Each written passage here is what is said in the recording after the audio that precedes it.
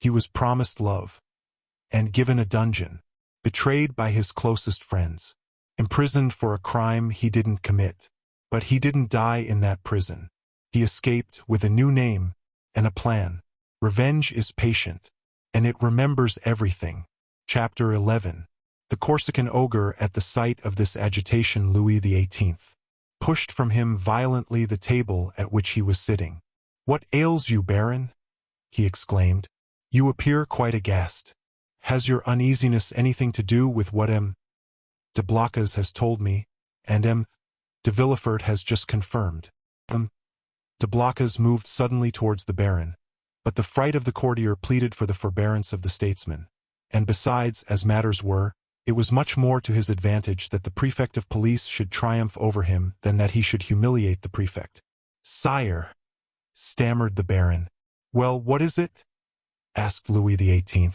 The minister of police, giving way to an impulse of despair, was about to throw himself at the feet of Louis XVIII, who retreated a step and frowned. "Will you speak?" he said. "Oh, sire, what a dreadful misfortune! I am indeed to be pitied. I can never forgive myself." "Monsieur," said Louis XVIII, "I command you to speak." "Well, sire, the usurper left Elba on the February 26th, and landed on the 1st of March. "And where? In Italy?" asked the king eagerly. "In France, sire, at a small port near Antibes in the Gulf of Juan." The usurper landed in France near Antibes in the Gulf of Juan, 250 leagues from Paris, on the 1st of March, and you only acquired this information today, the 3rd of March. "Well, sir, what you tell me is impossible. You must have received a false report, or you have gone mad." "Alas, sire, it is but too true." Louis made a gesture of indescribable anger and alarm, and then drew himself up as if this sudden blow had struck him at the same moment in heart and countenance. "In France!" he cried. "The usurper in France! Then they did not watch over this man. Who knows? They were, perhaps, in league with him." "Oh, sire!" exclaimed the Duc de Blocas. "M. d'André is not a man to be accused of treason. Sire, we have all been blind, and the minister of police has shared the general blindness, that is all." "But," said Villefort, and then suddenly checking himself, he was silent. Then he continued, "Your pardon, sire," he said, bowing. "My zeal carried me away. Will your majesty deign to excuse me?" "Speak, sir, speak boldly," replied Louis. "You alone forewarned us of the evil. Now try and aid us with the remedy." "Sire," said Villefort, "the usurper is detested in the south, and it seems to me that if he ventured into the south, it would be easy to raise Languedoc and Provence against him." "Yes, assuredly," replied the minister. "But he is advancing by Gap and Sisteron." "Advancing, he is advancing," said Louis XVIII. "Is he then advancing on Paris?" The minister of police maintained a silence which was equivalent to a complete avowal. "And Dauphiné, sir?" inquired the king of Villefort. "Do you think it possible to rouse that as well as Provence?" "Sire, I am sorry to tell your majesty a cruel fact, but the feeling in Dauphiné is quite the reverse of that in Provence or Languedoc. The mountaineers are Bonapartists, sire." "Then," murmured Louis, he was well informed. "And how many men had he with him?" "I do not know, sire," answered the minister of police. "What, you do not know? Have you neglected to obtain information on that point? Of course it is of no consequence," he added with a withering smile. "Sire, it was impossible to learn. The dispatch simply stated the fact of the landing and the route taken by the usurper." "And how did this dispatch reach you?" inquired the king. The minister bowed his head, and while a deep color overspread his cheeks, he stammered out, "By the telegraph, sire." Louis XVIII advanced a step and folded his arms over his chest as Napoleon would have done. 0-1 for 1M. "So then," he exclaimed, turning pale with anger, 7 conjoined and allied armies overthrew that man. A miracle of heaven replaced me on the throne of my fathers after 25 years of exile. I have, during those 25 years, spared no pains to understand the people of France and the interests which were confided to me. And now, when I see the fruition of my wishes almost within reach, the power I hold in my hands bursts and shatters me to atoms. Sire, it is fatality, murmured the minister, feeling that the pressure of circumstances, however light a thing to destiny, was too much for any human strength to endure. What our enemies say of us is then true. We have learnt nothing, forgotten nothing. If I were betrayed as he was, I would console myself. But to be in the midst of persons elevated by myself to places of honor, who ought to watch over me more carefully than over themselves. For my fortune is theirs, before me they were nothing, after me they will be nothing, and perish miserably from incapacity, ineptitude. Oh, yes, sir, you are right. It is fatality. The minister quailed before this outburst of sarcasm. De Blocas wiped the moisture from his brow. Villefort smiled within himself, for he felt his increased importance. To fall, continued King Louis, who at the first glance had sounded the abyss on which the monarchy hung suspended. To fall and learn of that fall by telegraph. Oh, I would rather mount the scaffold of my brother, Louis XVI, than thus descend the staircase at the Tuileries driven away by ridicule. Ridicule, sir, why, you know not its power in France, and yet you ought to know it. Sire, sire, murmured the minister, for pities? Approach, de Villefort, resumed the king, addressing the young man, who, motionless and breathless, was listening to a conversation on which depended the destiny of a kingdom.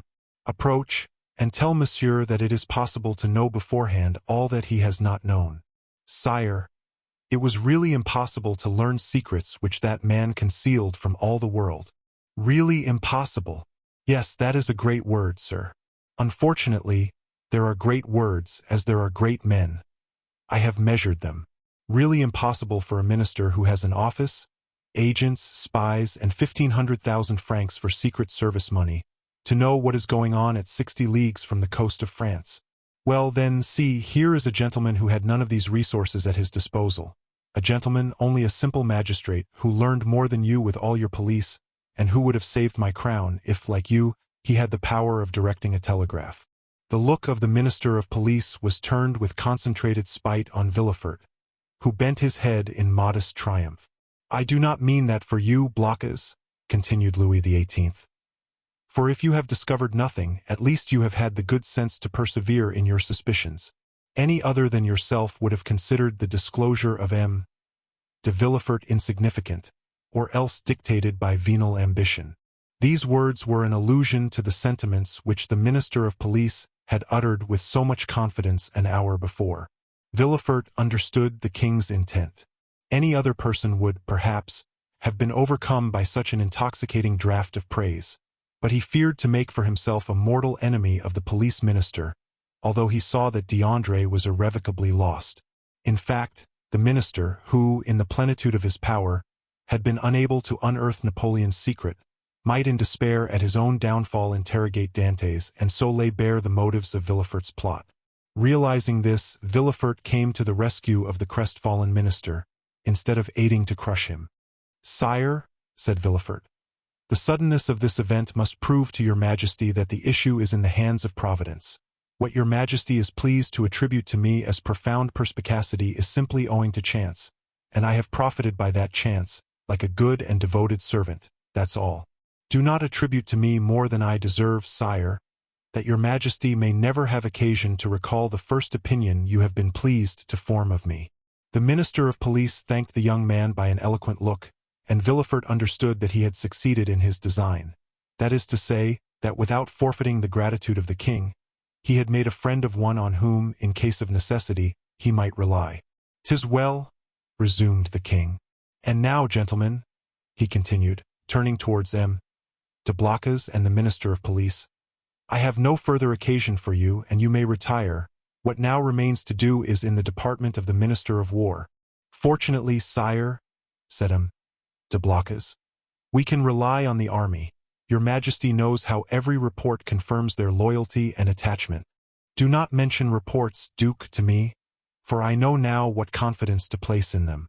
Yet, speaking of reports, Baron, what have you learned with regard to the affair in the Rue Saint-Jacques?" "The affair in the Rue Saint-Jacques!"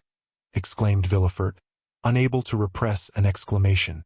Then, suddenly pausing, he added, "Your pardon, sire, but my devotion to your majesty has made me forget, not the respect I have, for that is too deeply engraved in my heart, but the rules of etiquette." Go on, sir," replied the king. "You have today earned the right to make inquiries here." "Sire," interposed the Minister of Police, "I came a moment ago to give your majesty fresh information which I had obtained on this head, when your majesty's attention was attracted by the terrible event that has occurred in the Gulf, and now these facts will cease to interest your majesty." "On the contrary, sir, on the contrary," said Louis XVIII. "This affair seems to me to have a decided connection with that which occupies our attention, and the death of General Quesnel will, perhaps, put us on the direct track of a great internal conspiracy." At the name of General Quesnel, Villefort trembled. "Everything points to the conclusion, sire," said the Minister of Police. "That death was not the result of suicide, as we first believed, but of assassination.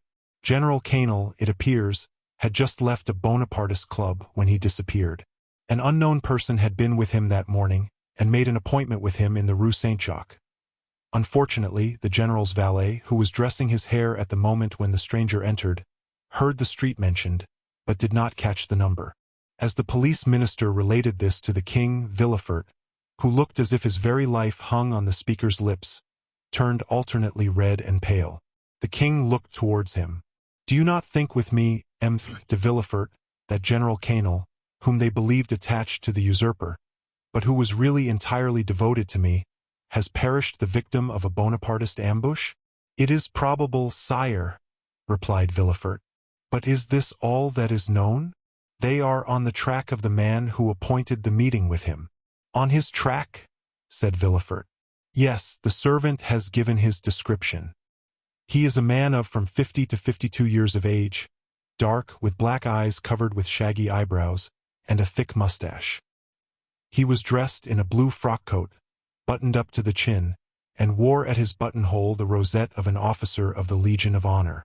Yesterday a person exactly corresponding with this description was followed, but he was lost sight of at the corner of the Rue de la Jussienne and the Rue Coq-Heron." Villefort leaned on the back of an armchair, for as the Minister of Police went on speaking he felt his legs bend under him. But when he learned that the unknown had escaped the vigilance of the agent who followed him, he breathed again. "Continue to seek for this man, sir," said the king to the Minister of Police. "For if, as I am all but convinced, General Quesnel, who would have been so useful to us at this moment, has been murdered, his assassins, Bonapartists or not, shall be cruelly punished." It required all Villefort's coolness not to betray the terror with which this declaration of the king inspired him. "How strange," continued the king with some asperity. "The police think that they have disposed of the whole matter when they say, 'A murder has been committed,' and especially so when they can add, 'and we are on the track of the guilty persons.' Sire, your majesty will, I trust, be amply satisfied on this point at least. We shall see. I will no longer detain you, M. de Villefort, for you must be fatigued after so long a journey. Go and rest. Of course you stopped at your father's." A feeling of faintness came over Villefort. 0145 No, sire," he replied. "I alighted at the Hôtel de Madrid, in the Rue de Tournon." "But you have seen him?" "Sire, I went straight to the Duc de Blacas." "But you will see him, then?" "I think not, sire." "Ah, I forgot," said Louis, smiling in a manner which proved that all these questions were not made without a motive. "I forgot you and M. Noirtier are not on the best terms possible, and that is another sacrifice made to the royal cause, and for which you should be recompensed." "Sire, the kindness your majesty deigns to evince towards me is a recompense which so far surpasses my utmost ambition that I have nothing more to ask for." "Never mind, sir, we will not forget you. Make your mind easy." In the meanwhile, the king here detached the cross of the Legion of Honor which he usually wore over his blue coat, near the cross of St. Louis, above the order of Notre Dame du Mont Carmel and St. Lazare, and gave it to Villefort. "In the meanwhile take this cross." "Sire," said Villefort, "your majesty mistakes. This is an officer's cross." "Ma foi," said Louis XVIII. "Take it, such as it is, for I have not the time to procure you another. Blacas, let it be your care to see that the brevet is made out and sent to him. De Villefort." Villefort's eyes were filled with tears of joy and pride. He took the cross and kissed it. "And now," he said, "may I inquire what are the orders with which your Majesty deigns to honor me? Take what rest you require, and remember that if you are not able to serve me here in Paris, you may be of the greatest service to me at Marseilles." "Sire," replied Villefort, bowing, "in an hour I shall have quitted Paris." "Go, sir," said the king. "And should I forget you, king's memories are short. Do not be afraid to bring yourself to my recollection. Baron, send for the Minister of War. Blocas, remain." "Ah, sir," said the Minister of Police to Villefort as they left the Tuileries. "You entered by luck's door, your fortune is made. Will it be long first?" muttered Villefort, saluting the minister, whose career was ended, and looking about him for a hackney coach. One passed at the moment which he hailed. He gave his address to the driver and, springing in, threw himself on the seat and gave loose to dreams of ambition. 10 minutes afterwards Villefort reached his hotel, ordered horses to be ready in 2 hours, and asked to have his breakfast brought to him. He was about to begin his repast when the sound of the bell rang sharp and loud. The valet opened the door, and Villefort heard someone speak his name. 0147M. "Who could know that I was here already?" said the young man. The valet entered. "Well," said Villefort, "what is it? Who rang? Who asked for me?" "A stranger who will not send in his name." "A stranger who will not send in his name. What can he want with me?" "He wishes to speak to you." "To me?" "Yes." "Did he mention my name?" "Yes." "What sort of person is he?" "Why, sir, a man of about 50. "Short or tall?" "About your own height, sir." "Dark or fair?" "Dark, very dark." "With black eyes, black hair, black eyebrows." "And how dressed?" asked Villefort quickly. "In a blue frock coat, buttoned up close, decorated with the Legion of Honor." "It is he," said Villefort, turning pale. 0148 pardieu, said the individual whose description we have twice given, entering the door. "What a great deal of ceremony! Is it the custom in Marseilles for sons to keep their fathers waiting in their anterooms?" "Father!" cried Villefort.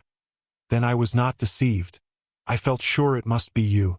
"Well, then, if you felt so sure," replied the newcomer, putting his cane in a corner and his hat on a chair, "allow me to say, my dear Gerard, that it was not very filial of you to keep me waiting at the door." "Leave us, Germain," said Villefort. The servant quitted the apartment with evident signs of astonishment. Chapter 12. Father and son M. Noirtier, for it was, indeed, he who entered, looked after the servant until the door was closed, and then, fearing, no doubt, that he might be overheard in the antechamber, he opened the door again, nor was the precaution useless, as appeared from the rapid retreat of Germain, who proved that he was not exempt from the sin which ruined our first parents. M. Noirtier then took the trouble to close and bolt the antechamber door, then that of the bedchamber, and then extended his hand to Villefort, who had followed all his motions with surprise which he could not conceal. "Well, now, my dear Gerard," said he to the young man, with a very significant look, "do you know, you seem as if you were not very glad to see me?" "My dear father," said Villefort, "I am, on the contrary, delighted, but I so little expected your visit that it has somewhat overcome me." "But, my dear fellow," replied M. Noirtier, seating himself, "I might say the same thing to you, when you announce to me your wedding for the 28th of February, and on the 3rd of March you turn up here in Paris." "And if I have come, my dear father," said Gerard, drawing closer to M. Noirtier, "do not complain, for it is for you that I came, and my journey will be your salvation." "Ah, indeed," said M. Noirtier, stretching himself out at his ease in the chair. "Really, pray tell me all about it, for it must be interesting." "Father, you have heard speak of a certain Bonapartist club in the Rue Saint-Jacques? Number 53. Yes, I am vice-president." "Father, your coolness makes me shudder. Why, my dear boy, when a man has been proscribed by the mountaineers, has escaped from Paris in a hay-cart, been hunted over the plains of Bordeaux by Robespierre's bloodhounds, he becomes accustomed to most things. But go on, what about the club in the Rue Saint-Jacques?" Why, they induced General Canel to go there, and General Canel, who quitted his own house at 9 o'clock in the evening, was found the next day in the Seine. 0151M. And who told you this fine story? The king himself. Well, then, in return for your story, continued Noirtier, I will tell you another. My dear father, I think I already know what you are about to tell me. Ah, you have heard of the landing of the emperor? Not so loud, father, I entreat of you, for your own sake as well as mine. Yes, I heard this news and knew it even before you could. For 3 days ago I posted from Marseilles to Paris with all possible speed, half desperate at the enforced delay. 3 days ago? You are crazy. Why, 3 days ago the emperor had not landed. No matter, I was aware of his intention. How did you know about it? By a letter addressed to you from the island of Elba. To me, to you, and which I discovered in the pocketbook of the messenger. Had that letter fallen into the hands of another, you, my dear father, would probably ere this have been shot. Villefort's father laughed. Come, come, said he. Will the Restoration adopt imperial methods so promptly? Shot, my dear boy? What an idea! Where is the letter you speak of? I know you too well to suppose you would allow such a thing to pass you. I burnt it, for fear that even a fragment should remain, for that letter must have led to your condemnation. And the destruction of your future prospects, replied Noirtier. Yes, I can easily comprehend that, but I have nothing to fear while I have you to protect me. I do better than that, sir. I save you. You do? Why, really, the thing becomes more and more dramatic. Explain yourself. I must refer again to the club in the Rue Saint-Jacques. It appears that this club is rather a bore to the police. Why didn't they search more vigilantly? They would have found. They have not found, but they are on the track. Yes, that the usual phrase. I am quite familiar with it. When the police is at fault, it declares that it is on the track, and the government patiently awaits the day when it comes to say, with a sneaking air, that the track is lost. Yes, but they have found a corpse. The general has been killed, and in all countries they call that a murder. A murder, do you call it? Why, there is nothing to prove that the general was murdered. People are found every day in the Seine, having thrown themselves in, or having been drowned from not knowing how to swim. Father, you know very well that the general was not a man to drown himself in despair, and people do not bathe in the Seine in the month of January. No, no, do not be deceived. This was murder in every sense of the word. And who thus designated it? The king himself. The king. I thought he was philosopher enough to allow that there was no murder in politics. In politics, my dear fellow, as well as I do, there are no men but ideas, no feelings but interests. In politics we do not kill a man, we only remove an obstacle, that is all. Would you like to know how matters have progressed? Well, I will tell you. It was thought reliance might be placed in General Canel. He was recommended to us from the island of Elba. One of us went to him and invited him to the Rue Saint-Jacques, where he would find some friends. He came there, and the plan was unfolded to him for leaving Elba, the projected landing, etc. When he had heard and comprehended all to the fullest extent, he replied that he was a royalist. Then all looked at each other. He was made to take an oath and did so, but with such an ill grace that it was really tempting Providence to swear thus. And yet, in spite of that, the general was allowed to depart free, perfectly free. Yet he did not return home. What could that mean? Why, my dear fellow, that on leaving us he lost his way, that's all. A murder? Really, Villefort, you surprise me. You, a deputy procureur, to found an accusation on such bad premises. Did I ever say to you, when you were fulfilling your character as a royalist, and cut off the head of one of my party, my son, you have committed a murder? No, I said. Very well, sir, you have gained the victory. Tomorrow, perchance, it will be our turn. But, father, take care. When our turn comes, our revenge will be sweeping. I do not understand you. You rely on the usurper's return? We do. You are mistaken. He will not advance 2 leagues into the interior of France without being followed, tracked, and caught like a wild beast. My dear fellow, the emperor is at this moment on the way to Grenoble. On the 10th or 12th he will be at Lyons, and on the 20th or 25th at Paris. The people will rise. Yes, to go and meet him. He has but a handful of men with him, and armies will be dispatched against him. Yes, to escort him into the capital. Really, my dear Gerard, you are but a child. You think yourself well informed because the telegraph has told you, 3 days after the landing. The usurper has landed at Cannes with several men. He is pursued. But where is he? What is he doing? You do not know at all, and in this way they will chase him to Paris without drawing a trigger. Grenoble and Lyons are faithful cities, and will oppose to him an impassable barrier. Grenoble will open her gates to him with enthusiasm. All Lyons will hasten to welcome him. Believe me, we are as well informed as you, and our police are as good as your own. Would you like a proof of it? Well, you wished to conceal your journey from me, and yet I knew of your arrival half an hour after you had passed the barrier. You gave your direction to no one but your postilion, yet I have your address, and in proof I am here the very instant you are going to sit at table. Ring, then, if you please, for a second knife, fork, and plate, and we will dine together. Indeed, replied Villefort, looking at his father with astonishment. You really do seem very well informed. The thing is simple enough. You who are in power have only the means that money produces. We who are in expectation have those which devotion prompts.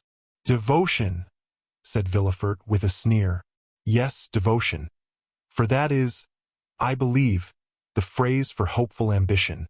And Villefort's father extended his hand to the bell-rope, to summon the servant whom his son had not called. Villefort caught his arm. Wait, my dear father, said the young man. One word more. Say on. However stupid the royalist police may be, they do no one terrible thing. What is that? The description of the man who, on the morning of the day when General Quesnel disappeared, presented himself at his house. Oh, the admirable police have found that out, have they? And what may be that description? Dark complexion, hair, eyebrows and whiskers black. Blue frock-coat, buttoned up to the chin. Rosette of an officer of the Legion of Honor in his buttonhole. A hat with wide brim and a cane. Ah, that's it, is it? Said Noirtier. And why, then, have they not laid hands on him? Illustration. The changed clothes. Because yesterday or the day before, they lost sight of him at the corner of the Rue Coq-Heron. Didn't I say that your police were good for nothing? Yes, but they may catch him yet. True, said Noirtier, looking carelessly around him.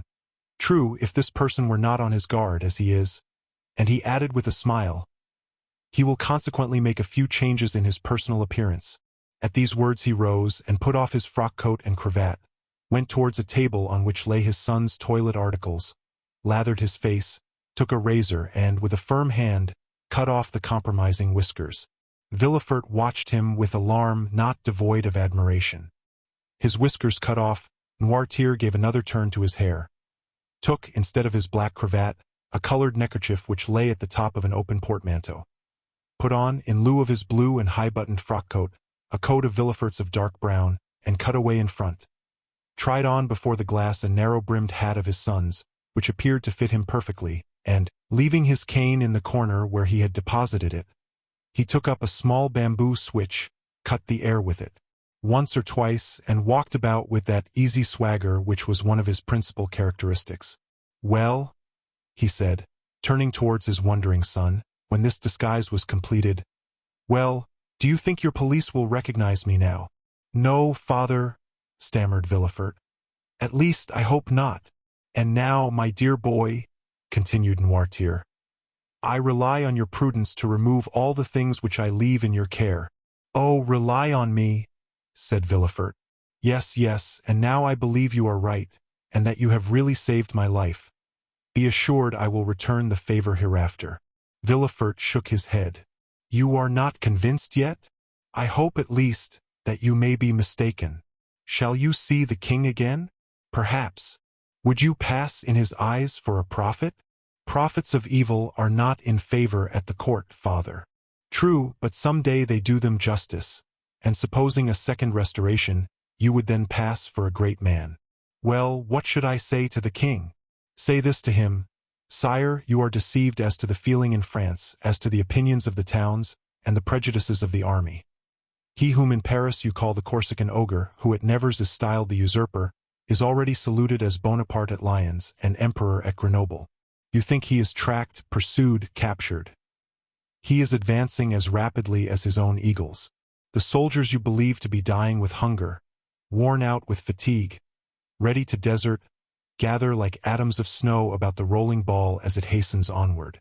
Sire, go, leave France to its real master, to him who acquired it, not by purchase, but by right of conquest. Go, sire, not that you incur any risk, for your adversary is powerful enough to show you mercy, but because it would be humiliating for a grandson of St. Louis to owe his life to the man of Arcola, Marengo, Austerlitz. Tell him this, Gerard, or, rather, tell him nothing. Keep your journey a secret. Do not boast of what you have come to Paris to do or have done. Return with all speed. Enter Marseilles at night and your house by the back door, and there remain, quiet, submissive, secret, and, above all, inoffensive.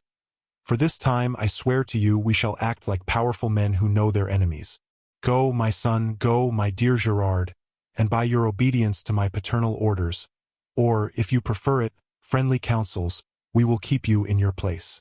This will be, added Noirtier with a smile, one means by which you may a second time save me, if the political balance should some day take another turn, and cast you aloft while hurling me down. Adieu, my dear Gerard, and at your next journey alight at my door. Noirtier left the room when he had finished, with the same calmness that had characterized him during the whole of this remarkable and trying conversation. Villefort, pale and agitated, ran to the window, put aside the curtain, and saw him pass, cool and collected, by 2 or 3 ill-looking men at the corner of the street, who were there, perhaps, to arrest a man with black whiskers, and a blue frock-coat and hat with broad brim. Villefort stood watching, breathless, until his father had disappeared at the Rue Bussy. Then he turned to the various articles he had left behind him, put the black cravat and blue frock-coat at the bottom of the portmanteau, threw the hat into a dark closet, broke the cane into small bits and flung it in the fire, put on his traveling cap and, calling his valet, checked with a look the 1,000 questions he was ready to ask, paid his bill, sprang into his carriage, which was ready, learned at Lyons that Bonaparte had entered Grenoble, and in the midst of the tumult which prevailed along the road, at length reached Marseilles, a prey to all the hopes and fears which enter into the heart of man with ambition and its first successes. Chapter 13. The 100 Days M. Noirtier was a true prophet, and things progressed rapidly as he had predicted. Everyone knows the history of the famous return from Elba, a return which was unprecedented in the past, and will probably remain without a counterpart in the future. Louis XVIII made but a faint attempt to parry this unexpected blow. The monarchy he had scarcely reconstructed tottered on its precarious foundation, and at a sign from the emperor the incongruous structure of ancient prejudices and new ideas fell to the ground. Villefort, therefore, gained nothing save the king's gratitude, which was rather likely to injure him at the present time, and the cross of the Legion of Honor, which he had the prudence not to wear, although M. de Blocas had duly forwarded the brevet. Napoleon would, doubtless, have deprived Villefort of his office had it not been for Noirtier, who was all-powerful at court, and thus the Girondin of '93 and the Senator of 1806 protected him who so lately had been his protector. All Villefort's influence barely enabled him to stifle the secret Dantès had so nearly divulged. The king's procureur alone was deprived of his office, being suspected of royalism. However, scarcely was the imperial power established. That is, scarcely had the emperor re-entered the Tuileries and begun to issue orders from the closet into which we have introduced our readers. He found on the table there Louis XVIII's half-filled snuff-box. Scarcely had this occurred when Marseilles began, in spite of the authorities, to rekindle the flames of civil war, always smoldering in the south, and it required but little to excite the populace to acts of far greater violence than the shouts and insults with which they assailed the royalists whenever they ventured abroad. 0159M. Owing to this change, the worthy shipowner became at that moment, we will not say all-powerful, because Morel was a prudent and rather a timid man, so much so, that many of the most zealous partisans of Bonaparte accused him of moderation, but sufficiently influential to make a demand in favor of Dantès. Villefort retained his place, But his marriage was put off until a more favorable opportunity. If the emperor remained on the throne, Gerard required a different alliance to aid his career. If Louis XVIII returned, the influence of M. de Saint-Méran, like his own, could be vastly increased, and the marriage be still more suitable. The deputy procureur was, therefore, the first magistrate of Marseilles, when one morning his door opened, and M. Morel was announced. Anyone else would have hastened to receive him, but Villefort was a man of ability, and he knew this would be a sign of weakness. He made Morel wait in the antechamber, although he had no one with him, for the simple reason that the king's procureur always makes everyone wait, and after passing a quarter of an hour in reading the papers, he ordered M. Morel to be admitted. Morel expected Villefort would be dejected. He found him as he had found him 6 weeks before, calm, firm, and full of that glacial politeness, that most insurmountable barrier which separates the well-bred from the vulgar man. He had entered Villefort's office expecting that the magistrate would tremble at the sight of him. On the contrary, he felt a cold shudder all over him when he saw Villefort sitting there with his elbow on his desk, and his head leaning on his hand. He stopped at the door. Villefort gazed at him as if he had some difficulty in recognizing him. Then, after a brief interval, during which the honest shipowner turned his hat in his hands, "M. Morel, I believe?" said Villefort. "Yes, sir." "Come nearer," said the magistrate, with a patronizing wave of the hand, "and tell me to what circumstance I owe the honor of this visit." "Do you not guess, monsieur?" asked Morel. "Not in the least. But if I can serve you in any way, I shall be delighted. Everything depends on you. Explain yourself, pray." "Monsieur," said Morel, recovering his assurance as he proceeded, "do you recollect that a few days before the landing of His Majesty the Emperor, I came to intercede for a young man, the mate of my ship, who was accused of being concerned in correspondence with the island of Elba? What was the other day a crime is today a title to favor. You then served Louis XVIII, and you did not show any favor, it was your duty. Today you serve Napoleon, and you ought to protect him. It is equally your duty. I come, therefore, to ask what has become of him."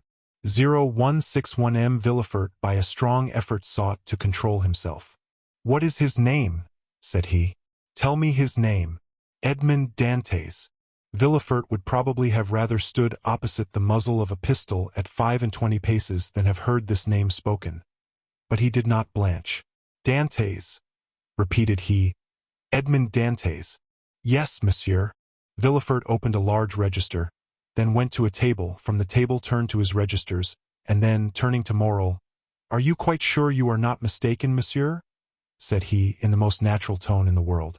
Had Morel been a more quick-sighted man, or better versed in these matters, he would have been surprised at the king's procureur answering him on such a subject, instead of referring him to the governors of the prison or the prefect of the department. But Morel, disappointed in his expectations of exciting fear, was conscious only of the other's condescension.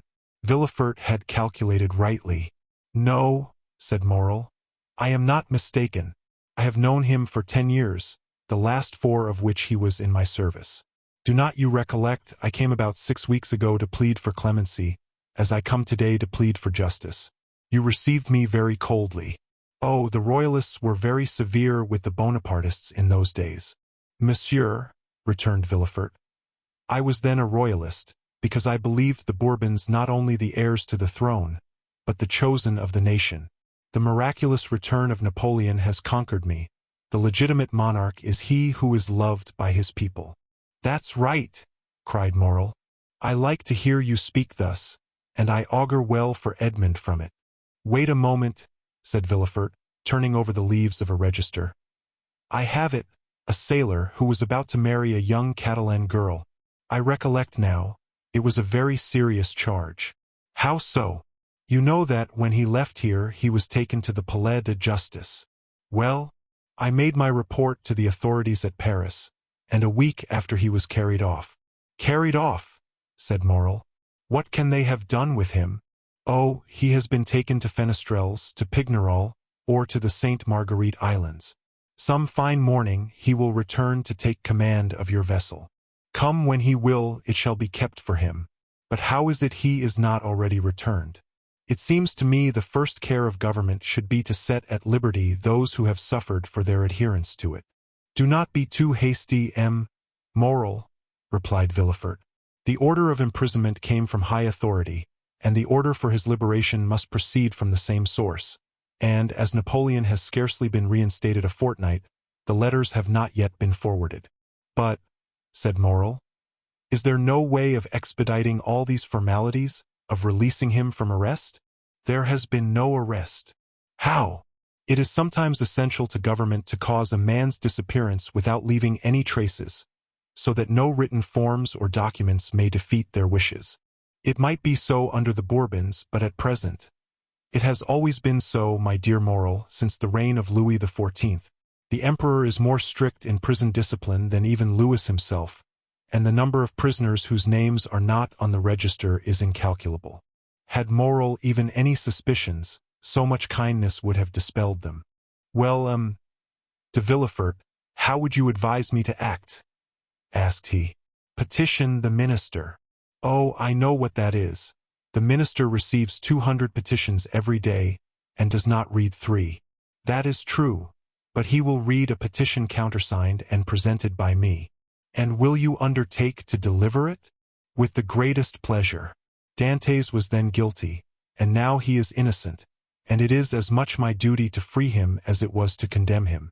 Villefort thus forestalled any danger of an inquiry, which, however improbable it might be, if it did take place would leave him defenseless.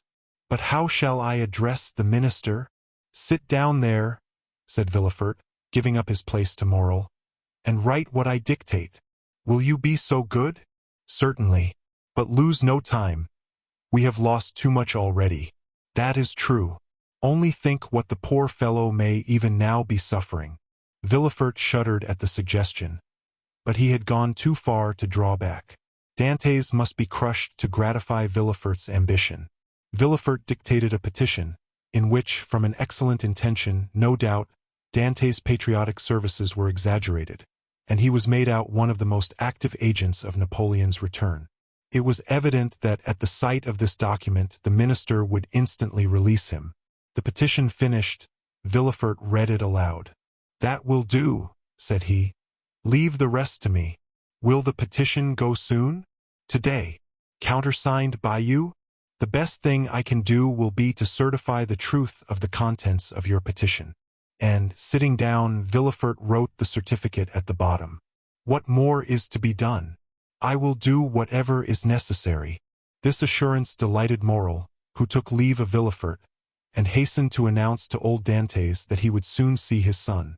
As for Villefort, instead of sending to Paris, he carefully preserved the petition that so fearfully compromised Dantès, in the hopes of an event that seemed not unlikely, that is, a second restoration. Dantès remained a prisoner, and heard not the noise of the fall of Louis XVIII's throne, or the still more tragic destruction of the empire.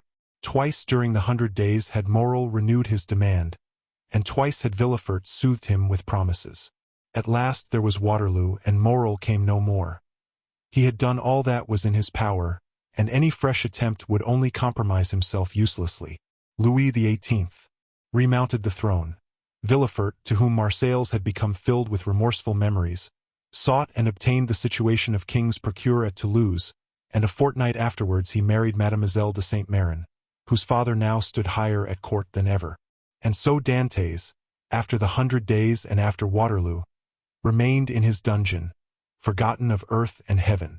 Danglars comprehended the full extent of the wretched fate that overwhelmed Dantès, and, when Napoleon returned to France, he, after the manner of mediocre minds, termed the coincidence a decree of Providence. But when Napoleon returned to Paris, Danglars' heart failed him, and he lived in constant fear of Dantès' return on a mission of vengeance. He therefore informed Morel of his wish to quit the sea, and obtained a recommendation from him to a Spanish merchant, into whose service he entered at the end of March, that is, 10 or 12 days after Napoleon's return. He then left for Madrid, and was no more heard of. Fernand understood nothing except that Dantès was absent. What had become of him he cared not to inquire. Only, during the respite the absence of his rival afforded him, he reflected, partly on the means of deceiving Mercedes as to the cause of his absence, partly on plans of emigration and abduction, as from time to time he sat sad and motionless on the summit of Cape Pharaoh, at the spot from whence Marseilles and the Catalans are visible, watching for the apparition of a young and handsome man, who was for him also the messenger of vengeance. Fernand's mind was made up. He would shoot Dantès and then kill himself. But Fernand was mistaken. A man of his disposition never kills himself, for he constantly hopes. During this time the empire made its last conscription, and every man in France capable of bearing arms rushed to obey the summons of the emperor. Fernand departed with the rest, bearing with him the terrible thought that while he was away, his rival would perhaps return and marry Mercedes. Had Fernand really meant to kill himself, he would have done so when he parted from Mercedes. His devotion, and the compassion he showed for her misfortunes, produced the effect they always produce on noble minds. Mercedes had always had a sincere regard for Fernand, and this was now strengthened by gratitude. "My brother," said she, as she placed his knapsack on his shoulders, "be careful of yourself, for if you are killed, I shall be alone in the world." These words carried a ray of hope into Fernand's heart. Should Dantès not return, Mercedes might one day be his. 0165M Mercedes was left alone face to face with the vast plain that had never seemed so barren, and the sea that had never seemed so vast. Bathed in tears, she wandered about the Catalan village. Sometimes she stood mute and motionless as a statue, looking towards Marseilles, at other times gazing on the sea, and debating as to whether it were not better to cast herself into the abyss of the ocean, and thus end her woes. It was not want of courage that prevented her putting this resolution into execution, but her religious feelings came to her aid and saved her. Catullus was, like Fernand, enrolled in the army, but, being married and 8 years older, he was merely sent to the frontier. Old Dantès, who was only sustained by hope, lost all hope at Napoleon's downfall. 5 months after he had been separated from his son, and almost at the hour of his arrest, he breathed his last in Mercedes' arms. M. Morrel paid the expenses of his funeral, and a few small debts the poor old man had contracted. There was more than benevolence in this action. There was courage. The South was aflame, and to assist, even on his deathbed, the father of so dangerous a Bonapartist as Dantès, was stigmatized as a crime. Chapter 14. The two prisoners' ire after Louis XVIII's restoration. A visit was made by the Inspector General of Prisons. Dantès in his cell heard the noise of preparation.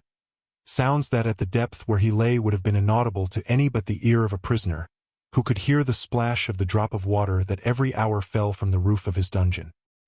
He guessed something uncommon was passing among the living, but he had so long ceased to have any intercourse with the world, that he looked upon himself as dead.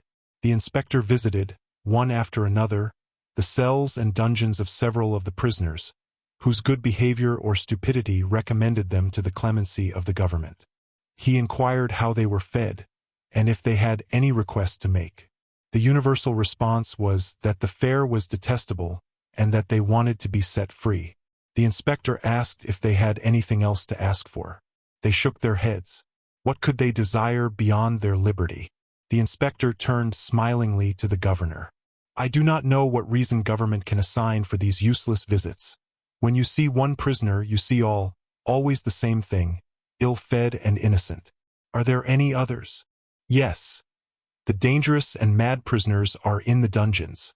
"Let us visit them," said the inspector with an air of fatigue. "We must play the farce to the end. Let us see the dungeons."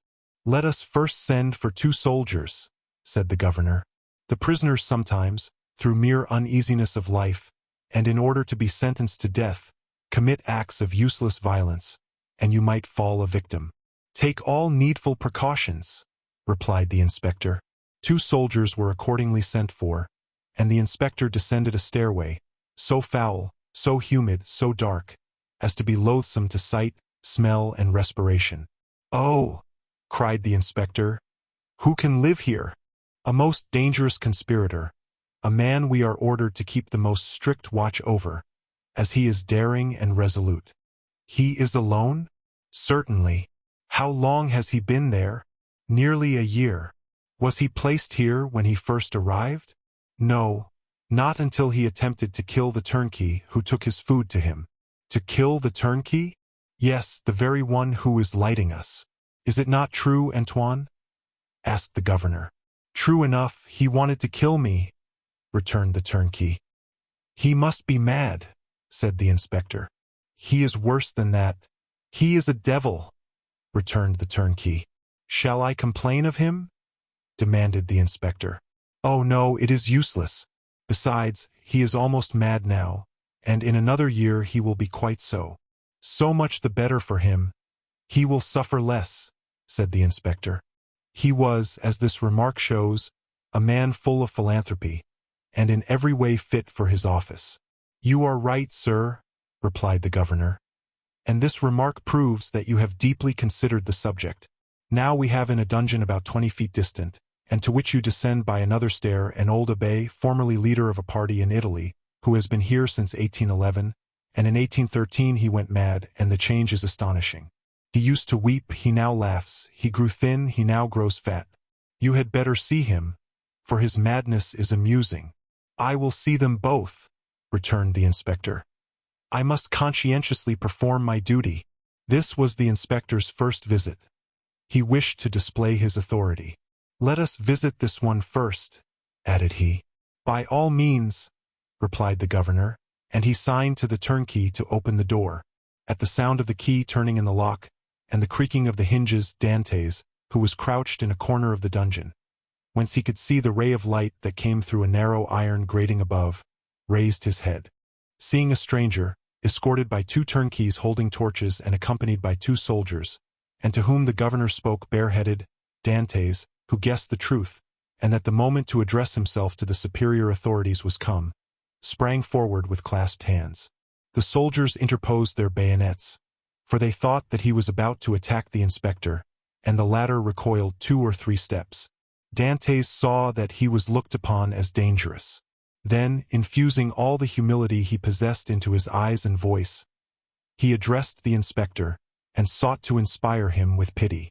The inspector listened attentively, then, turning to the governor, observed, He will become religious. He is already more gentle. He is afraid and retreated before the bayonets. Madmen are not afraid of anything. I made some curious observations on this at Charenton. Then, turning to the prisoner, What is it you want? Said he. I want to know what crime I have committed, to be tried, and if I am guilty, to be shot, if innocent, to be set at liberty. Are you well fed? Said the inspector. I believe so. I don't know. It's of no consequence. What matters really, not only to me, but to officers of justice and the king, is that an innocent man should languish in prison, the victim of an infamous denunciation, to die here cursing his executioners. You are very humble today, remarked the governor. You are not so always, the other day, for instance, when you tried to kill the turnkey. It is true, sir, and I beg his pardon, for he has always been very good to me, but I was mad. And you are not so any longer? No, captivity has subdued me. I have been here so long. So long? When were you arrested, then? Asked the inspector. The 28th of February, 1815, at 2:30 in the afternoon. Today is the 30th of July, 1816. Why, it is but 17 months. Only 17 months, replied Dantès. Oh, you do not know what is 17 months in prison. 17 ages, rather, especially to a man who, like me, had arrived at the summit of his ambition, to a man who, like me, was on the point of marrying a woman he adored, who saw an honorable career open before him, and who loses all in an instant, who sees his prospects destroyed, and is ignorant of the fate of his affianced wife, and whether his aged father be still living. 17 months' captivity to a sailor accustomed to the boundless ocean is a worse punishment than human crime ever merited. Have pity on me, then, and ask for me not intelligence, but a trial. Not pardon, but a verdict. A trial, sir. I ask only for a trial. That surely cannot be denied to one who is accused. We shall see, said the inspector, then turning to the governor. On my word, the poor devil touches me. You must show me the proofs against him. Certainly, but you will find terrible charges. Monsieur, continued Dantès, I know it is not in your power to release me, but you can plead for me, you can have me tried, and that is all I ask. Let me know my crime, and the reason why I was condemned. Uncertainty is worse than all. Go on with the lights, said the inspector. Monsieur, cried Dantès, I can tell by your voice you are touched with pity. Tell me at least to hope. I cannot tell you that, replied the inspector. I can only promise to examine into your case. Oh, I am free. Then I am saved. Who arrested you? M. Villefort. See him, and hear what he says. M. Villefort is no longer at Marseilles. He is now at Toulouse. I am no longer surprised at my detention, murmured Dantès, since my only protector is removed. Had M. de Villefort any cause of personal dislike to you? None. On the contrary, he was very kind to me. I can, then, rely on the notes he has left concerning you? Entirely. That is well. Wait patiently, then. Dantès fell on his knees and prayed earnestly. The door closed, but this time a fresh inmate was left with Dantès. Hope.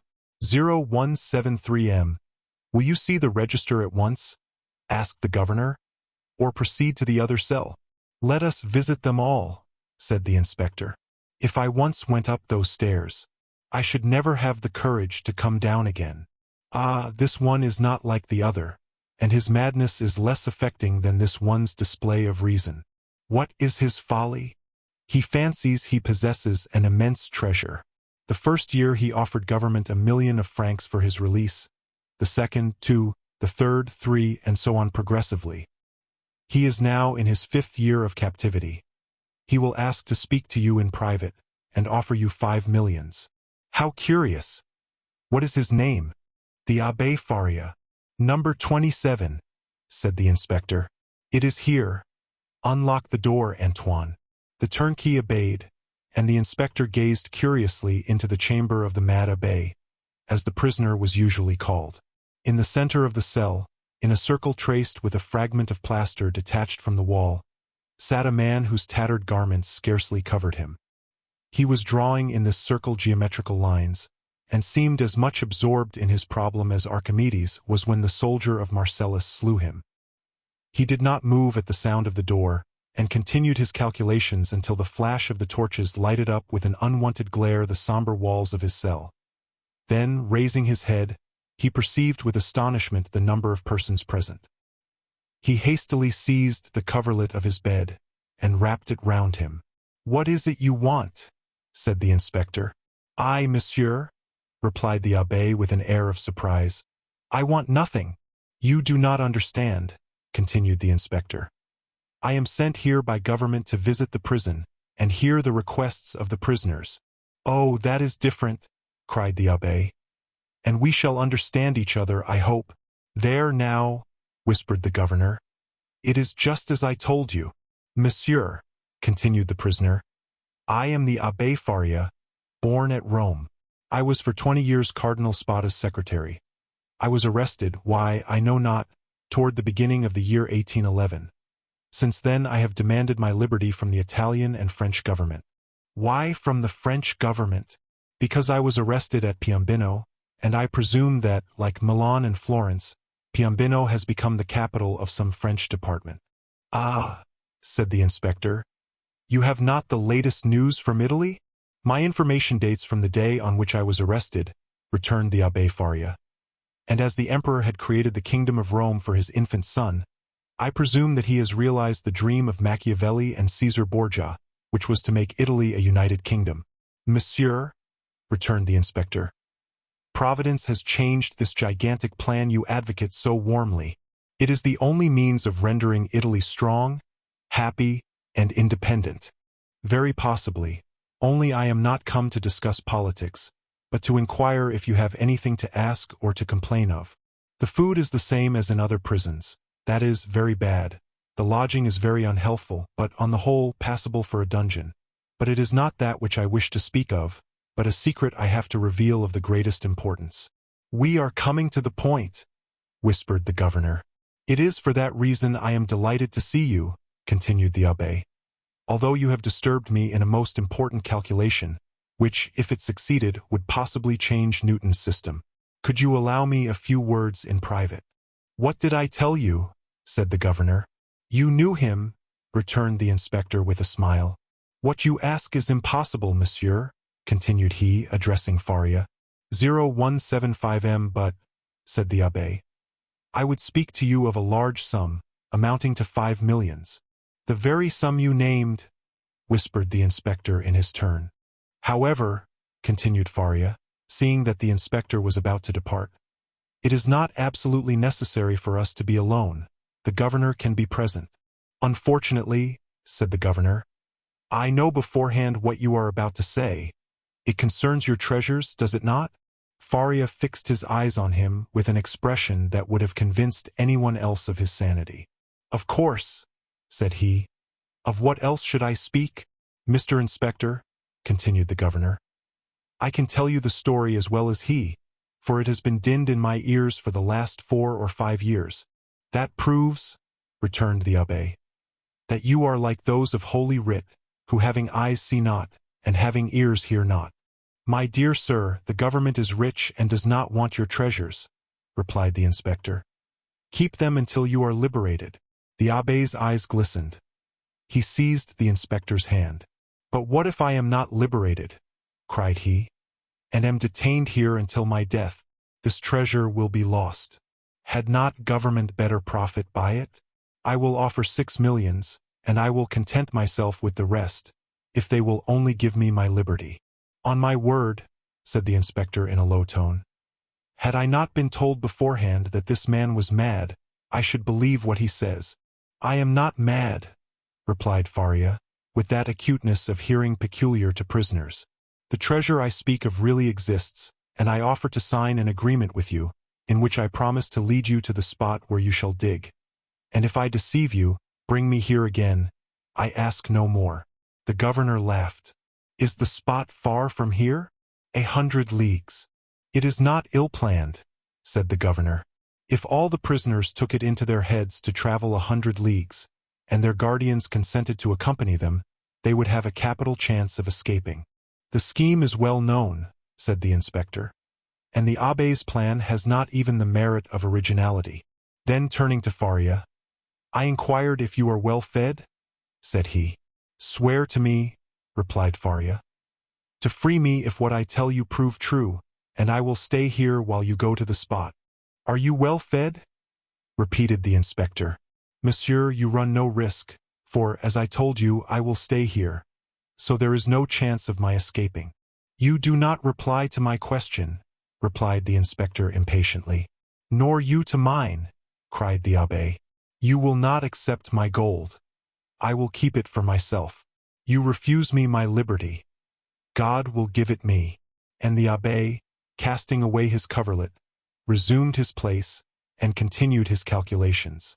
0177M, "What is he doing there?" said the inspector. "Counting his treasures," replied the governor. Faria replied to this sarcasm with a glance of profound contempt. They went out. The turnkey closed the door behind them. "He was wealthy once, perhaps?" said the inspector. "Or dreamed he was, and awoke mad." "After all," said the inspector, "if he had been rich, he would not have been here." So the matter ended for the Abbé Faria. He remained in his cell, and this visit only increased the belief in his insanity. Caligula or Nero, those treasure-seekers, those desirers of the impossible, would have accorded to the poor wretch, in exchange for his wealth, the liberty he so earnestly prayed for. But the kings of modern times, restrained by the limits of mere probability, have neither courage nor desire. They fear the ear that hears their orders, and the eye that scrutinizes their actions. Formerly they believed themselves sprung from Jupiter, and shielded by their birth, but nowadays they are not inviolable. It has always been against the policy of despotic governments to suffer the victims of their persecutions to reappear. As the Inquisition rarely allowed its victims to be seen with their limbs distorted and their flesh lacerated by torture, so madness is always concealed in its cell, from whence, should it depart, it is conveyed to some gloomy hospital, where the doctor has no thought for man or mind in the mutilated being the jailer delivers to him. The very madness of the Abbé Faria, gone mad in prison, condemned him to perpetual captivity. Illustration: examining the register, the inspector kept his word with Dantès. He examined the register and found the following note concerning him: Edmond Dantès, violent Bonapartist, took an active part in the return from Elba. The greatest watchfulness and care to be exercised. This note was in a different hand from the rest, which showed that it had been added since his confinement. The inspector could not contend against this accusation. He simply wrote, "Nothing to be done." This visit had infused new vigor into Dantès. He had, till then, forgotten the date. But now, with a fragment of plaster, he wrote the date, July 30th, 1816, and made a mark every day, in order not to lose his reckoning again. Days and weeks passed away, then months. Dantès still waited. He at first expected to be freed in a fortnight. This fortnight expired. He decided that the inspector would do nothing until his return to Paris, and that he would not reach there until his circuit was finished. He therefore fixed 3 months. 3 months passed away, then 6 more. Finally 10 months and a half had gone by and no favorable change had taken place, and Dantès began to fancy the inspector's visit but a dream, an illusion of the brain. At the expiration of a year the governor was transferred. He had obtained charge of the fortress at Ham. He took with him several of his subordinates, and amongst them Dantès' jailer. A new governor arrived. It would have been too tedious to acquire the names of the prisoners. He learned their numbers instead. This horrible place contained 50 cells. Their inhabitants were designated by the numbers of their cell, and the unhappy young man was no longer called Edmond Dantès. He was now number 34. Chapter 15. Number 34 and number 27. Dantès passed through all the stages of torture natural to prisoners in suspense. He was sustained at first by that pride of conscious innocence which is the sequence to hope. Then he began to doubt his own innocence, which justified in some measure the governor's belief in his mental alienation. And then, relaxing his sentiment of pride, he addressed his supplications not to God but to man. God is always the last resource. Unfortunates, who ought to begin with God, do not have any hope in him till they have exhausted all other means of deliverance. Dantès asked to be removed from his present dungeon into another, even if it were darker and deeper, for a change, however disadvantageous, was still a change, and would afford him some amusement. He entreated to be allowed to walk about, to have fresh air, books, and writing materials. His requests were not granted, but he went on asking all the same. He accustomed himself to speaking to the new jailer, although the latter was, if possible, more taciturn than the old one. But still, to speak to a man, even though mute, was something. Dantès spoke for the sake of hearing his own voice. He had tried to speak when alone, but the sound of his voice terrified him. Often, before his captivity, Dantès' mind had revolted at the idea of assemblages of prisoners, made up of thieves, vagabonds, and murderers. He now wished to be amongst them, in order to see some other face besides that of his jailer. He sighed for the galleys, with the infamous costume, the chain, and the brand on the shoulder. The galley slaves breathed the fresh air of heaven, and saw each other. They were very happy. He besought the jailer one day to let him have a companion, were it even the mad abbé. The jailer, though rough and hardened by the constant sight of so much suffering, was yet a man. At the bottom of his heart he had often had a feeling of pity for this unhappy young man who suffered so, and he laid the request of number 34 before the governor. But the latter sapiently imagined that Dantès wished to conspire or attempt an escape, and refused his request. Dantès had exhausted all human resources, and he then turned to God. All the pious ideas that had been so long forgotten returned. He recollected the prayers his mother had taught him, and discovered a new meaning in every word. For in prosperity prayers seem but a mere medley of words, until misfortune comes and the unhappy sufferer first understands the meaning of the sublime language in which he invokes the pity of heaven. He prayed, and prayed aloud, no longer terrified at the sound of his own voice, for he fell into a sort of ecstasy. He laid every action of his life before the Almighty, proposed tasks to accomplish, and at the end of every prayer introduced the entreaty oftener addressed to man than to God. Forgive us our trespasses as we forgive them that trespass against us. Yet in spite of his earnest prayers, Dantès remained a prisoner. Then gloom settled heavily upon him. Dantès was a man of great simplicity of thought and without education. He could not, therefore, in the solitude of his dungeon, traverse in mental vision the history of the ages, bring to life the nations that had perished, and rebuild the ancient cities so vast and stupendous in the light of the imagination, and that passed before the eye glowing with celestial colors in Martin's Babylonian pictures. He could not do this, he whose past life was so short, whose present so melancholy, and his future so doubtful. 19 years of light to reflect upon in eternal darkness. No distraction could come to his aid. His energetic spirit, that would have exalted in thus revisiting the past, was imprisoned like an eagle in a cage. He clung to one idea, that of his happiness, destroyed, without apparent cause, by an unheard-of fatality. He considered and reconsidered this idea, devoured it, so to speak, as the implacable Ugolino devours the skull of Archbishop Roger in the Inferno of Dante. Rage supplanted religious fervor. Dantès uttered blasphemies that made his jailer recoil with horror, dashed himself furiously against the walls of his prison, wreaked his anger upon everything, and chiefly upon himself, so that the least thing, a grain of sand, a straw, or a breath of air that annoyed him, led to paroxysms of fury. Then the letter that Villefort had showed to him recurred to his mind, and every line gleamed forth in fiery letters on the wall like the mean, Tekel a parson of Belshazzar. He told himself that it was the enmity of man, and not the vengeance of heaven, that had thus plunged him into the deepest misery.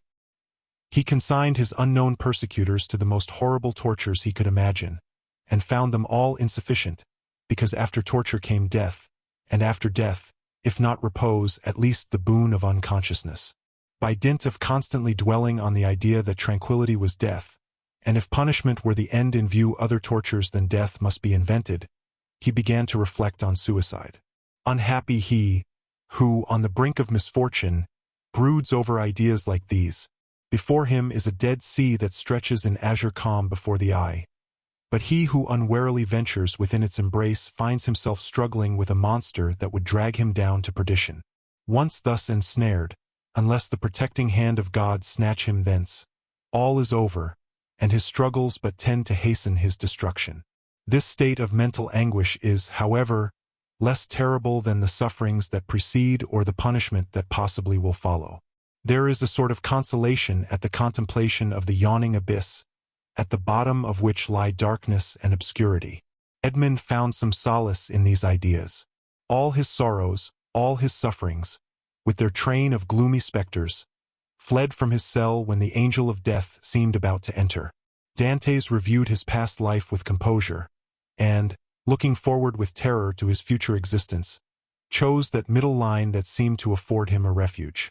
Sometimes, said he, in my voyages, when I was a man and commanded other men, I have seen the heavens overcast, the sea rage and foam, the storm arise, and like a monstrous bird, beating the two horizons with its wings.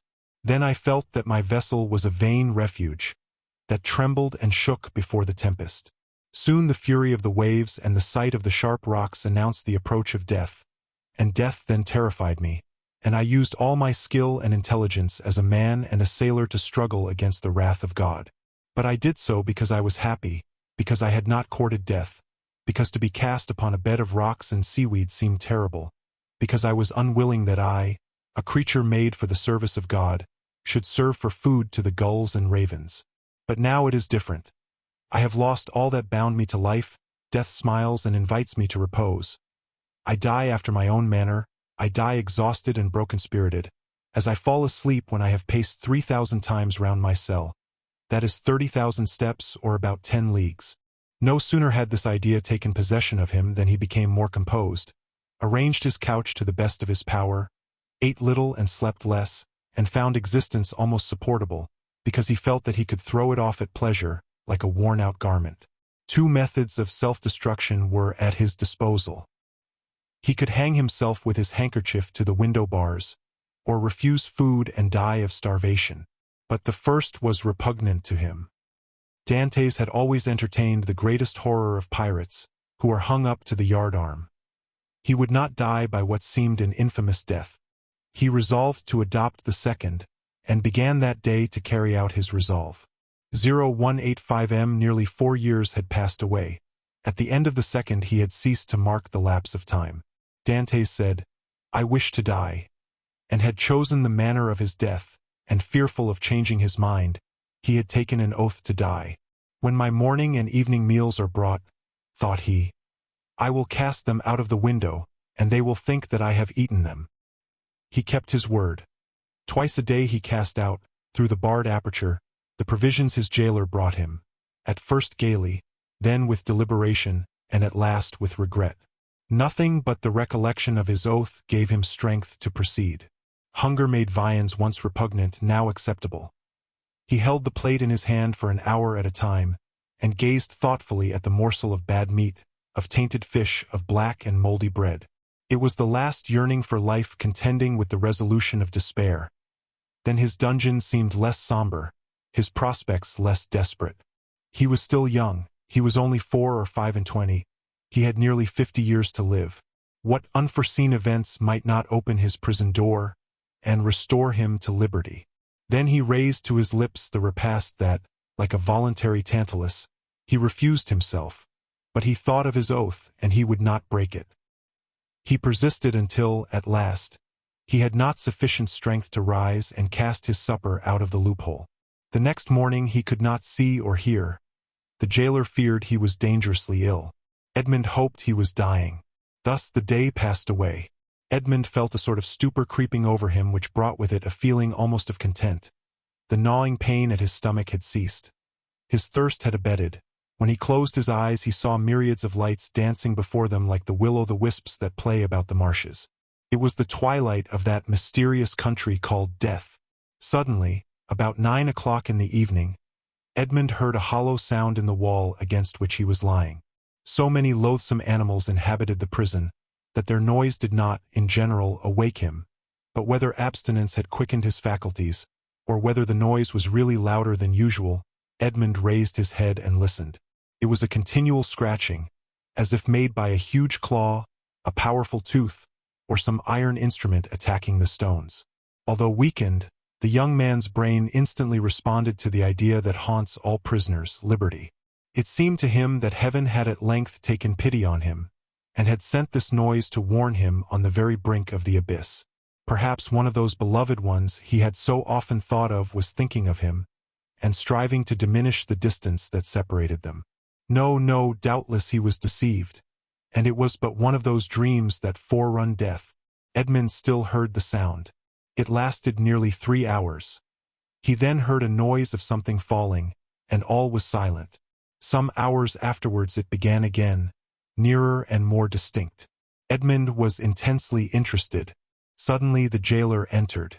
For a week since he had resolved to die, and during the 4 days that he had been carrying out his purpose, Edmond had not spoken to the attendant, had not answered him when he inquired what was the matter with him, and turned his face to the wall when he looked too curiously at him. But now the jailer might hear the noise and put an end to it, and so destroy a ray of something like hope that soothed his last moments. The jailer brought him his breakfast. Dantès raised himself up and began to talk about everything. About the bad quality of the food, about the coldness of his dungeon, grumbling and complaining, in order to have an excuse for speaking louder, and wearying the patience of his jailer, who out of kindness of heart had brought broth and white bread for his prisoner. Fortunately, he fancied that Dantès was delirious, and placing the food on the rickety table, he withdrew. Edmond listened, and the sound became more and more distinct. There can be no doubt about it, thought he. It is some prisoner who is striving to obtain his freedom. Oh, if I were only there to help him! Suddenly another idea took possession of his mind, so used to misfortune, that it was scarcely capable of hope. The idea that the noise was made by workmen the governor had ordered to repair the neighboring dungeon. It was easy to ascertain this. But how could he risk the question? It was easy to call his jailer's attention to the noise, and watch his countenance as he listened. But might he not by this means destroy hopes far more important than the short-lived satisfaction of his own curiosity? Unfortunately, Edmond's brain was still so feeble that he could not bend his thoughts to anything in particular. He saw but one means of restoring lucidity and clearness to his judgment. He turned his eyes towards the soup which the jailer had brought, rose, staggered towards it, raised the vessel to his lips, and drank off the contents with a feeling of indescribable pleasure. He had the resolution to stop with this. He had often heard that shipwrecked persons had died through having eagerly devoured too much food. Edmond replaced on the table the bread he was about to devour, and returned to his couch. He did not wish to die. He soon felt that his ideas became again collected. He could think and strengthen his thoughts by reasoning. Then he said to himself, "I must put this to the test, but without compromising anybody. If it is a workman, I need but knock against the wall and he will cease to work in order to find out who is knocking and why he does so. But as his occupation is sanctioned by the governor, he will soon resume it. If, on the contrary, it is a prisoner, the noise I make will alarm him. He will cease, and not begin again until he thinks everyone is asleep." Edmond rose again, but this time his legs did not tremble, and his sight was clear. He went to a corner of his dungeon, detached a stone, and with it knocked against the wall where the sound came. He struck thrice. At the first blow the sound ceased as if by magic. Edmond listened intently. An hour passed, 2 hours passed, and no sound was heard from the wall. All was silent there. Full of hope, Edmond swallowed a few mouthfuls of bread and water, and, thanks to the vigor of his constitution, found himself well nigh recovered. The day passed away in utter silence. Night came without recurrence of the noise. "It is a prisoner," said Edmond joyfully. His brain was on fire and life and energy returned. The night passed in perfect silence. Edmond did not close his eyes. In the morning the jailer brought him fresh provisions. He had already devoured those of the previous day. He ate these listening anxiously for the sound, walking round and round his cell, shaking the iron bars of the loophole, restoring vigor and agility to his limbs by exercise, and so preparing himself for his future destiny. At intervals he listened to learn if the noise had not begun again, and grew impatient at the prudence of the prisoner, who did not guess he had been disturbed by a captive as anxious for liberty as himself. 3 days passed. 72 long, tedious hours which he counted off by minutes. At length one evening, as the jailer was visiting him for the last time that night, Dantès, with his ear for the 100th time at the wall, fancied he heard an almost imperceptible movement among the stones. He moved away, walked up and down his cell to collect his thoughts, and then went back and listened. The matter was no longer doubtful. Something was at work on the other side of the wall. The prisoner had discovered the danger, and had substituted a lever for a chisel. Encouraged by this discovery, Edmond determined to assist the indefatigable laborer. He began by moving his bed, and looked around for anything with which he could pierce the wall, penetrate the moist cement, and displace a stone. He saw nothing. He had no knife or sharp instrument. The window grating was of iron, but he had too often assured himself of its solidity. All his furniture consisted of a bed, a chair, a table, a pail, and a jug. The bed had iron clamps, but they were screwed to the wood, and it would have required a screwdriver to take them off. The table and chair had nothing. The pail had once possessed a handle, but that had been removed. 0189 M. Dantès had but one resource, which was to break the jug, and with one of the sharp fragments attack the wall. He let the jug fall on the floor, and it broke in pieces. Dantès concealed 2 or 3 of the sharpest fragments in his bed, leaving the rest on the floor. The breaking of his jug was too natural an accident to excite suspicion. Edmond had all the night to work in, but in the darkness he could not do much, and he soon felt that he was working against something very hard. He pushed back his bed and waited for day. All night he heard the subterranean workman, who continued to mine his way. Day came, the jailer entered. Dantès told him that the jug had fallen from his hands while he was drinking, and the jailer went grumblingly to fetch another, without giving himself the trouble to remove the fragments of the broken one. He returned speedily, advised the prisoner to be more careful, and departed. Dantès heard joyfully the key grate in the lock. He listened until the sound of steps died away, and then, hastily displacing his bed, saw by the faint light that penetrated into his cell that he had labored uselessly the previous evening in attacking the stone instead of removing the plaster that surrounded it. The damp had rendered it friable, and Dantès was able to break it off, in small morsels, it is true, but at the end of half an hour he had scraped off a handful.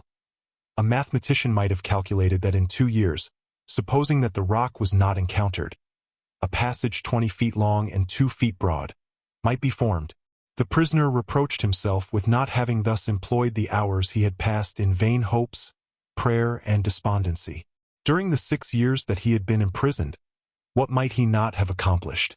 This idea imparted new energy, and in 3 days he had succeeded, with the utmost precaution, in removing the cement and exposing the stonework. The wall was built of rough stones, among which, to give strength to the structure, blocks of hewn stone were at intervals embedded. It was one of these he had uncovered, and which he must remove from its socket. Dantès strove to do this with his nails, but they were too weak. The fragments of the jug broke, and after an hour of useless toil, Dantès paused with anguish on his brow. Was he to be thus stopped at the beginning, and was he to wait inactive until his fellow workman had completed his task? Suddenly an idea occurred to him. He smiled, and the perspiration dried on his forehead. The jailer always brought Dantès soup in an iron saucepan. This saucepan contained soup for both prisoners, for Dantès had noticed that it was either quite full or half empty, according as the turnkey gave it to him or to his companion first. The handle of this saucepan was of iron. Dantès would have given 10 years of his life in exchange for it.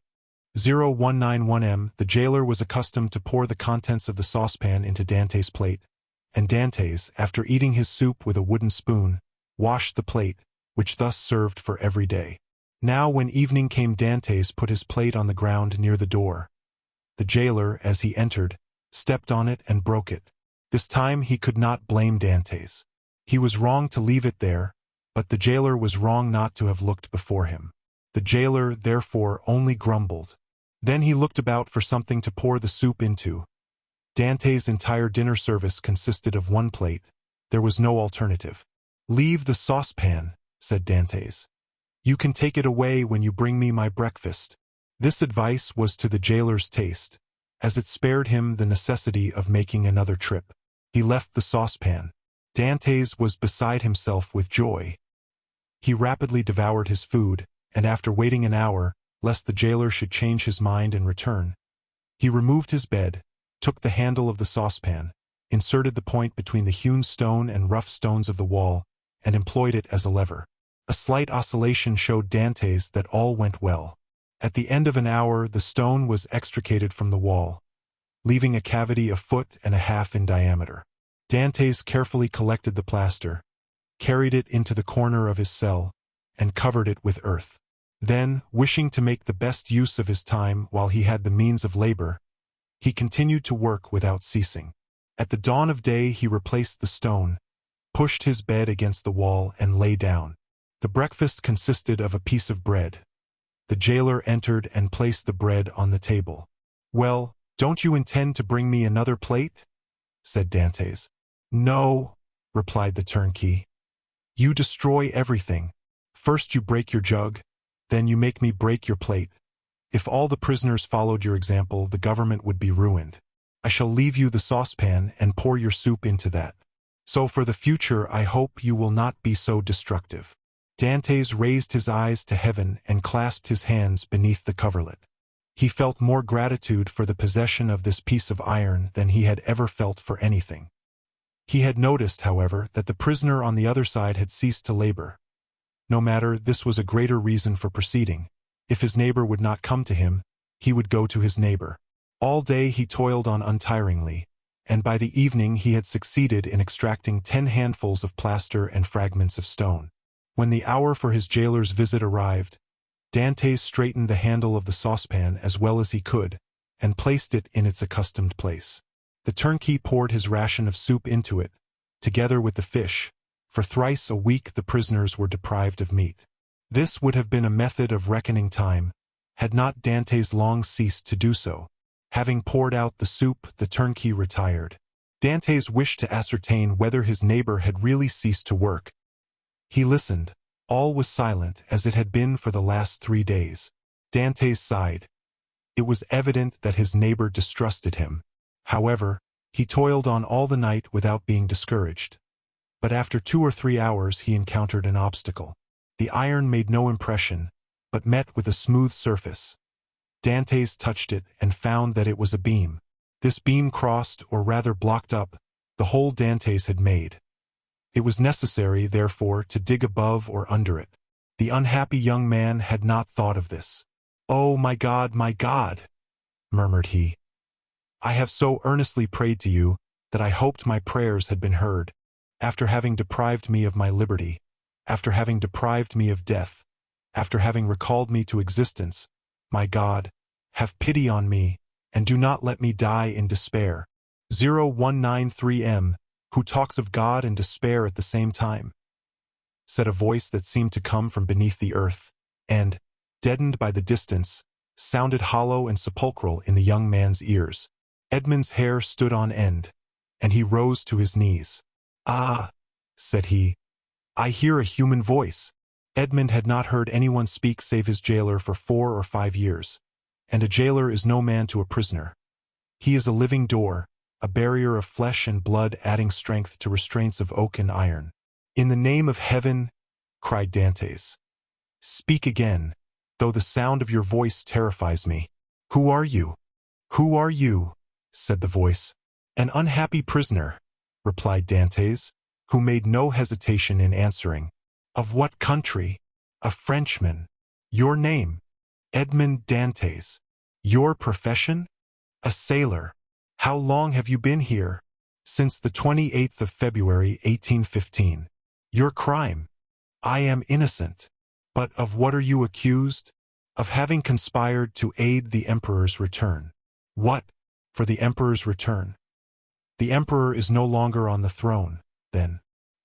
He abdicated at Fontainebleau in 1814, and was sent to the island of Elba." "But how long have you been here that you are ignorant of all this?" "Since 1811. Dantès shuddered. This man had been 4 years longer than himself in prison. "Do not dig any more," said the voice. "Only tell me how high up is your excavation?" "On a level with the floor." "How is it concealed?" "Behind my bed." "Has your bed been moved since you have been a prisoner?" "No." "What does your chamber open on?" "A corridor."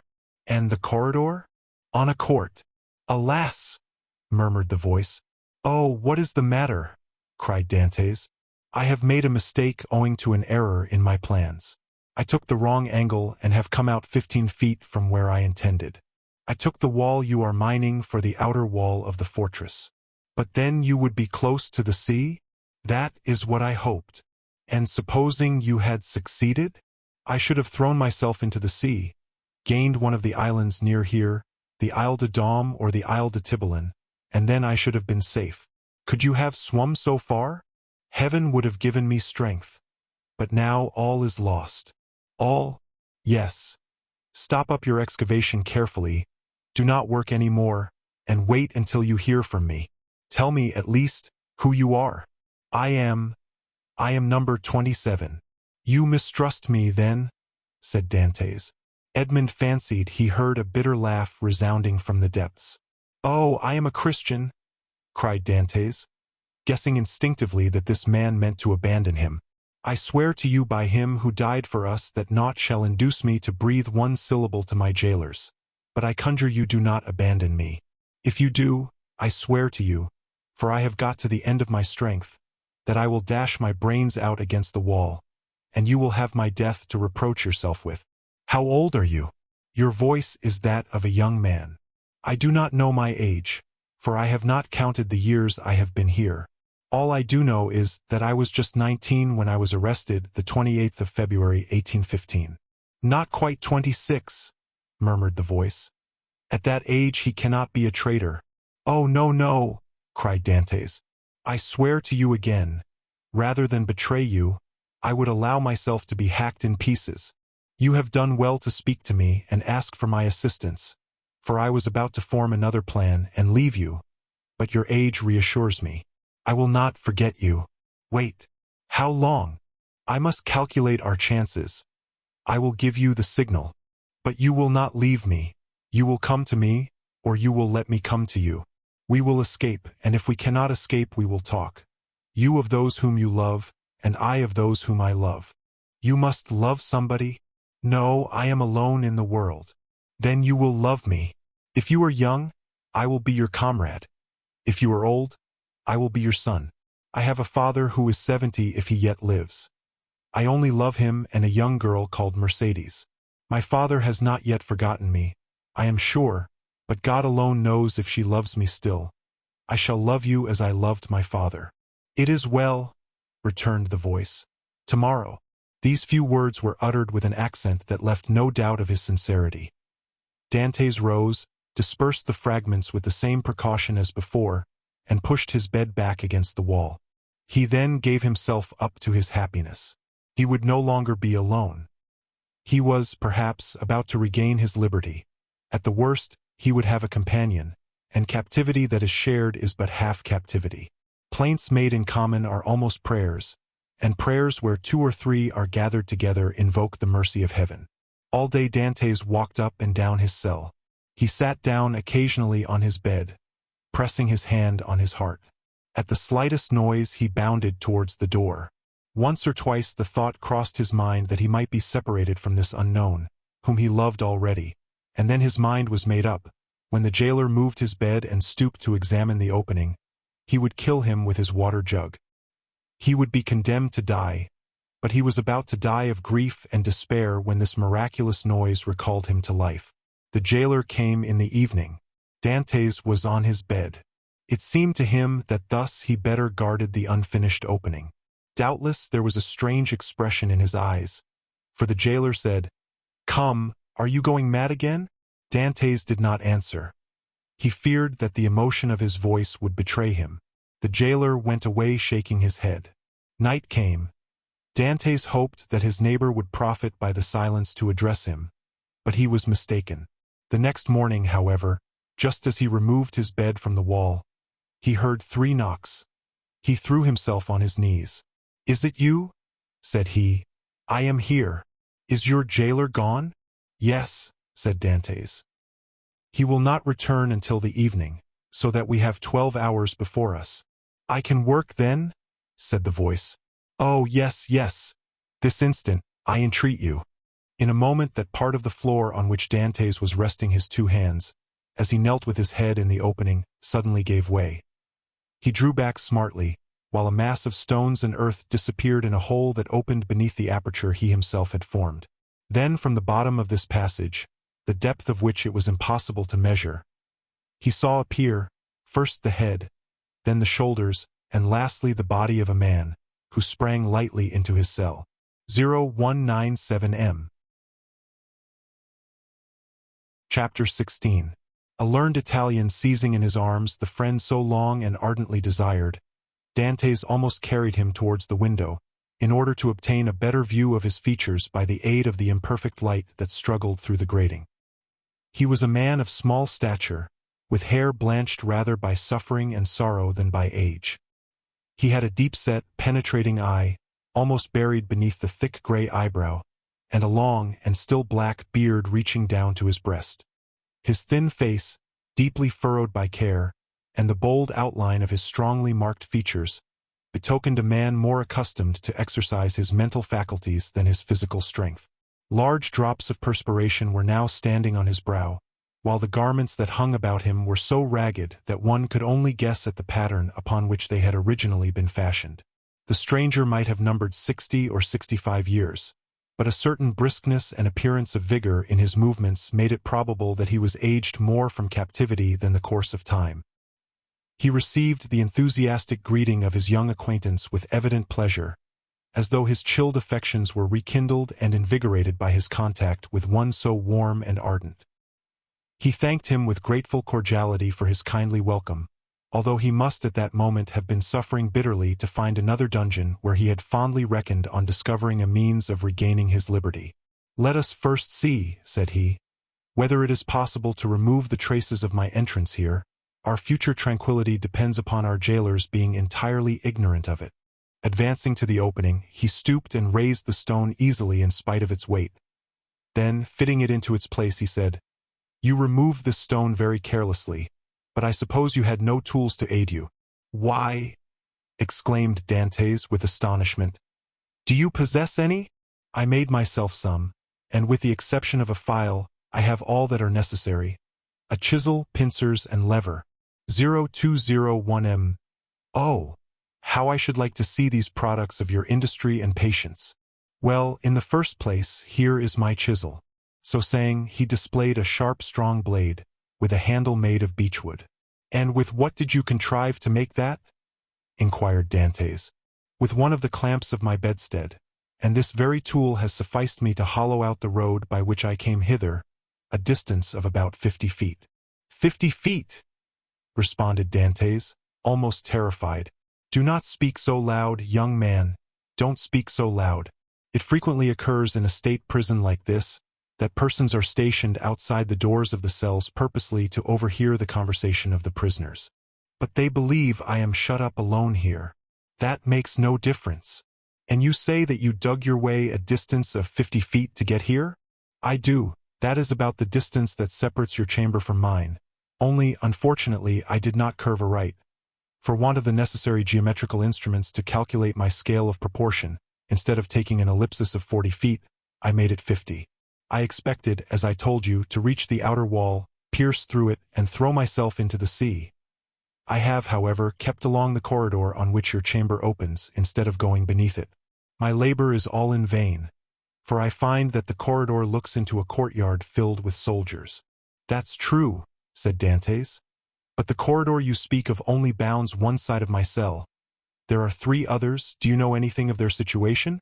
This one is built against the solid rock, and it would take 10 experienced miners, duly furnished with the requisite tools, as many years to perforate it. This adjoins the lower part of the governor's apartments, and were we to work our way through, we should only get into some lock-up cellars, where we must necessarily be recaptured. The 4th and last side of your cell faces on. Stop a minute. Now where does it face? The wall of which he spoke was the one in which was fixed the loophole by which light was admitted to the chamber. This loophole, which gradually diminished in size as it approached the outside, to an opening through which a child could not have passed, was, for better security, furnished with 3 iron bars, so as to quiet all apprehensions even in the mind of the most suspicious jailer as to the possibility of a prisoner's escape. As the stranger asked the question, he dragged the table beneath the window. "Climb up," said he to Dantès.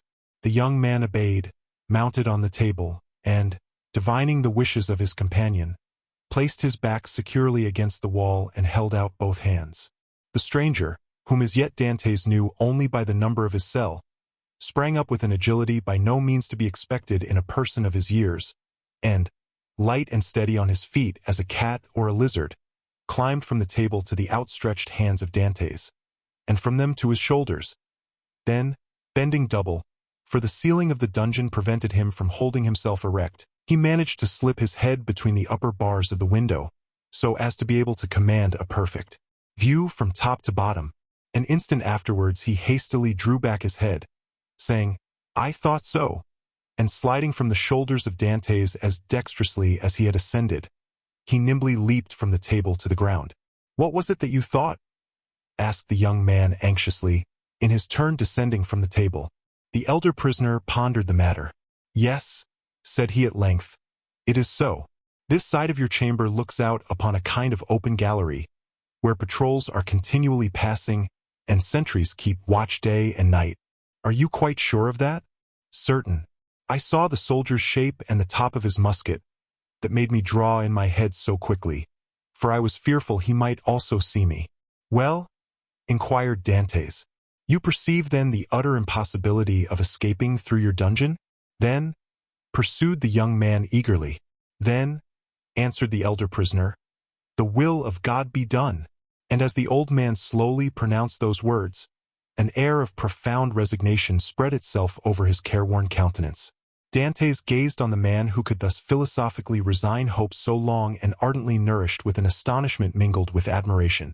"Tell me, I entreat of you, who and what you are," said he at length. "Never have I met with so remarkable a person as yourself." "Willingly," answered the stranger. "If, indeed, You feel any curiosity respecting one? Now, alas, powerless to aid you in any way. Say not so. You can console and support me by the strength of your own powerful mind. Pray let me know who you really are. The stranger smiled a melancholy smile. Then listen, said he. I am the Abbé Faria, and have been imprisoned as you know in this Château d'If since the year 1811, previously to which I had been confined for 3 years in the fortress of Fenestrelle. In the year 1811 I was transferred to Piedmont in France. It was at this period I learned that the destiny which seemed subservient to every wish formed by Napoleon had bestowed on him a son, named King of Rome even in his cradle. I was very far then from expecting the change you have just informed me of, namely that 4 years afterwards this colossus of power would be overthrown. Then who reigns in France at this moment? Napoleon II? No, Louis XVIII, the brother of Louis XVI. How inscrutable are the ways of Providence! For what great and mysterious purpose has it pleased heaven to abase the man once so elevated, and raise up him who was so abased? Dante's whole attention was riveted on a man who could thus forget his own misfortunes while occupying himself with the destinies of others. Yes, yes, continued he, 'twill be the same as it was in England, after Charles I, Cromwell after Cromwell, Charles II, and then James II, and then some son-in-law or relation, some Prince of Orange, a stadtholder who becomes a king. Then new concessions to the people, then a constitution, then liberty. Ah, my friend, said the abbé, turning towards Dantès, and surveying him with the kindling gaze of a prophet. You are young, you will see all this come to pass. Probably, if ever I get out of prison. True, replied Faria. We are prisoners. But I forget this sometimes, and there are even moments when my mental vision transports me beyond these walls, and I fancy myself at liberty. But wherefore are you here? Because in 1807 I dreamed of the very plan Napoleon tried to realize in 1811. Because, like Machiavelli, I desired to alter the political face of Italy, and instead of allowing it to be split up into a quantity of petty principalities, each held by some weak or tyrannical ruler, I sought to form one large, compact, and powerful empire. And lastly, because I fancied I had found my Caesar Borgia in a crowned simpleton, who feigned to enter into my views only to betray me. It was the plan of Alexander VI and Clement VII. But it will never succeed now, for they attempted it fruitlessly, and Napoleon was unable to complete his work. Italy seems fated to misfortune. And the old man bowed his head. Dantès could not understand a man risking his life for such matters. Napoleon certainly he knew something of, inasmuch as he had seen and spoken with him. But of Clement VII and Alexander VI, he knew nothing. Are you not, he asked, the priest who here in the Château d'If is generally thought to be ill? Mad, you mean, don't you? I did not like to say so, answered Dantès, smiling. Well, then, resumed Faria with a bitter smile, let me answer your question in full, by acknowledging that I am the poor mad prisoner of the Château d'If, for many years permitted to amuse the different visitors with what is said to be my insanity, and, in all probability, I should be promoted to the honor of making sport for the children, if such innocent beings could be found in an abode devoted like this to suffering and despair. Dantès remained for a short time mute and motionless. At length he said, Then you abandon all hope of escape? I perceive its utter impossibility, and I consider it impious to attempt that which the Almighty evidently does not approve. Nay, be not discouraged. Would it not be expecting too much to hope to succeed at your first attempt? Why not try to find an opening in another direction from that which has so unfortunately failed? Alas, it shows how little notion you can have of all it has cost me to effect a purpose so unexpectedly frustrated, that you talk of beginning over again. In the first place, I was 4 years making the tools I possess, and have been 2 years scraping and digging out earth hard as granite itself. Then what toil and fatigue has it not been to remove huge stones I should once have deemed impossible to loosen? Whole days have I passed in these titanic efforts, considering my labor well repaid if, by night time I had contrived to carry away a square inch of this hard-bound cement, changed by ages into a substance unyielding as the stones themselves. Then to conceal the mass of earth and rubbish I dug up, I was compelled to break through a staircase, and throw the fruits of my labor into the hollow part of it. but the well is now so completely choked up that I scarcely think it would be possible to add another handful of dust without leading to discovery. Consider also that I fully believed I had accomplished the end and aim of my undertaking, for which I had so exactly husbanded my strength as to make it just hold out to the termination of my enterprise. And now, at the moment when I reckoned upon success, my hopes are forever dashed from me. No, I repeat again, that nothing shall induce me to renew attempts evidently at variance with the Almighty's pleasure. Dantès held down his head, that the other might not see how joy at the thought of having a companion outweighed the sympathy he felt for the failure of the abbé's plans. The abbé sank upon Edmond's bed, while Edmond himself remained standing. Escape had never once occurred to him. There are, indeed, some things which appear so impossible that the mind does not dwell on them for an instant. To undermine the ground for 50 feet, to devote 3 years to a labor which, if successful, would conduct you to a precipice overhanging the sea, to plunge into the waves from the height of 50, 60, perhaps 100 feet, at the risk of being dashed to pieces against the rocks, should you have been fortunate enough to have escaped the fire of the sentinels. And even, supposing all these perils passed, then to have to swim for your life a distance of at least 3 miles ere you could reach the shore, were difficulties so startling and formidable that Dantès had never even dreamed of such a scheme, resigning himself rather to death. But the sight of an old man clinging to life with so desperate a courage gave a fresh turn to his ideas, and inspired him with new courage. Another, older and less strong than he, had attempted what he had not had sufficient resolution to undertake, and had failed only because of an error in calculation. This same person, with almost incredible patience and perseverance, had contrived to provide himself with tools requisite for so unparalleled an attempt. Another had done all this. Why, then, was it impossible to Dantès? Faria had dug his way through 50 feet. Dantès would dig 100. Faria, at the age of 50, had devoted 3 years to the task. He, who was but half as old, would sacrifice 6. Faria, a priest and savant, had not shrunk from the idea of risking his life by trying to swim a distance of 3 miles to one of the islands, Dom, Ratano, or Lemaire. Should a hardy sailor, an experienced diver, like himself, shrink from a similar task? Should he, who had so often for mere amusement's sake plunged to the bottom of the sea to fetch up the bright coral branch, hesitate to entertain the same project? He could do it in an hour, and how many times had he, for pure pastime, continued in the water for more than twice as long? At once Dantès resolved to follow the brave example of his energetic companion, and to remember that what has once been done may be done again. After continuing some time in profound meditation, the young man suddenly exclaimed, "I have found what you were in search of." Faria started. "Have you indeed?" cried he, raising his head with quick anxiety. "Pray, let me know what it is you have discovered." "The corridor through which you have bored your way from the cell you occupy here extends in the same direction as the outer gallery, does it not? 0207 it does. And is not above 15 feet from it? About that. Well, then, I will tell you what we must do. We must pierce through the corridor by forming a side opening about the middle, as it were the top part of a cross. This time you will lay your plans more accurately. We shall get out into the gallery you have described, kill the sentinel who guards it, and make our escape. All we require to ensure success is courage, and that you possess, and strength, which I am not deficient in. As for patience, you have abundantly proved yours. You shall now see me prove mine."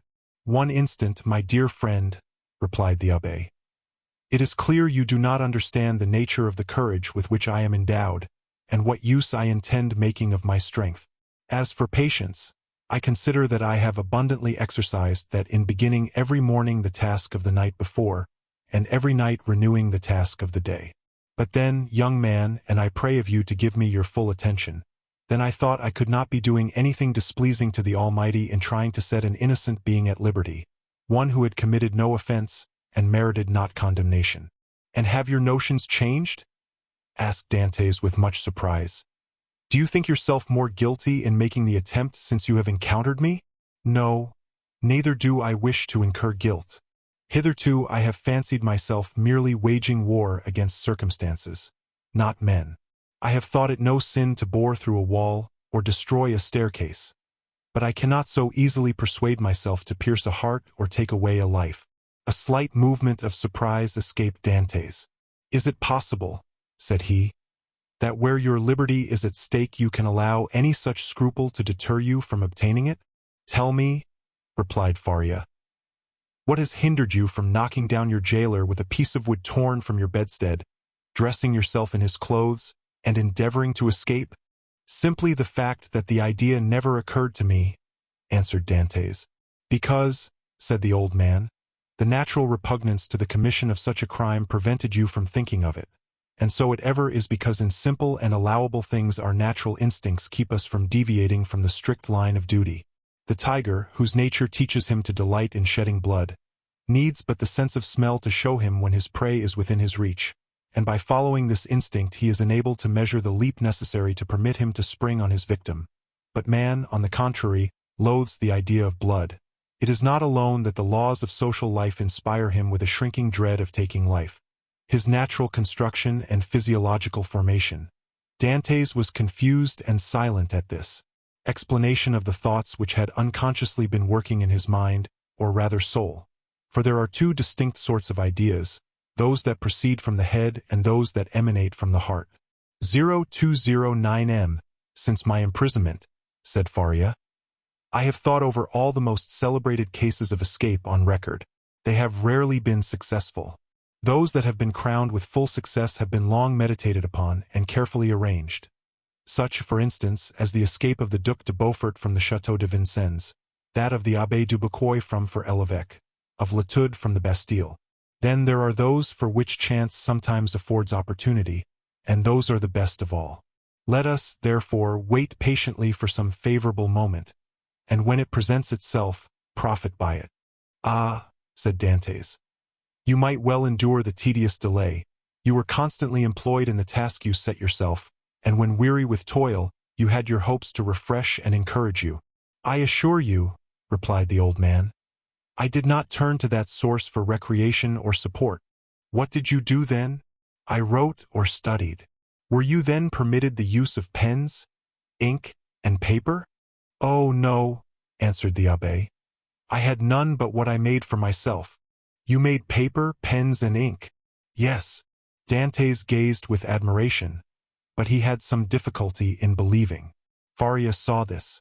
"When you pay me a visit in my cell, my young friend," said he, "I will show you an entire work, the fruits of the thoughts and reflections of my whole life, many of them meditated over in the shades of the Colosseum at Rome, at the foot of St. Mark's Column at Venice, and on the borders of the Arno at Florence, little imagining at the time that they would be arranged in order within the walls of the Château d'If.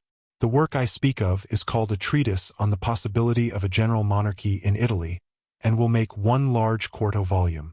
"And on what have you written all this?" "On 2 of my shirts.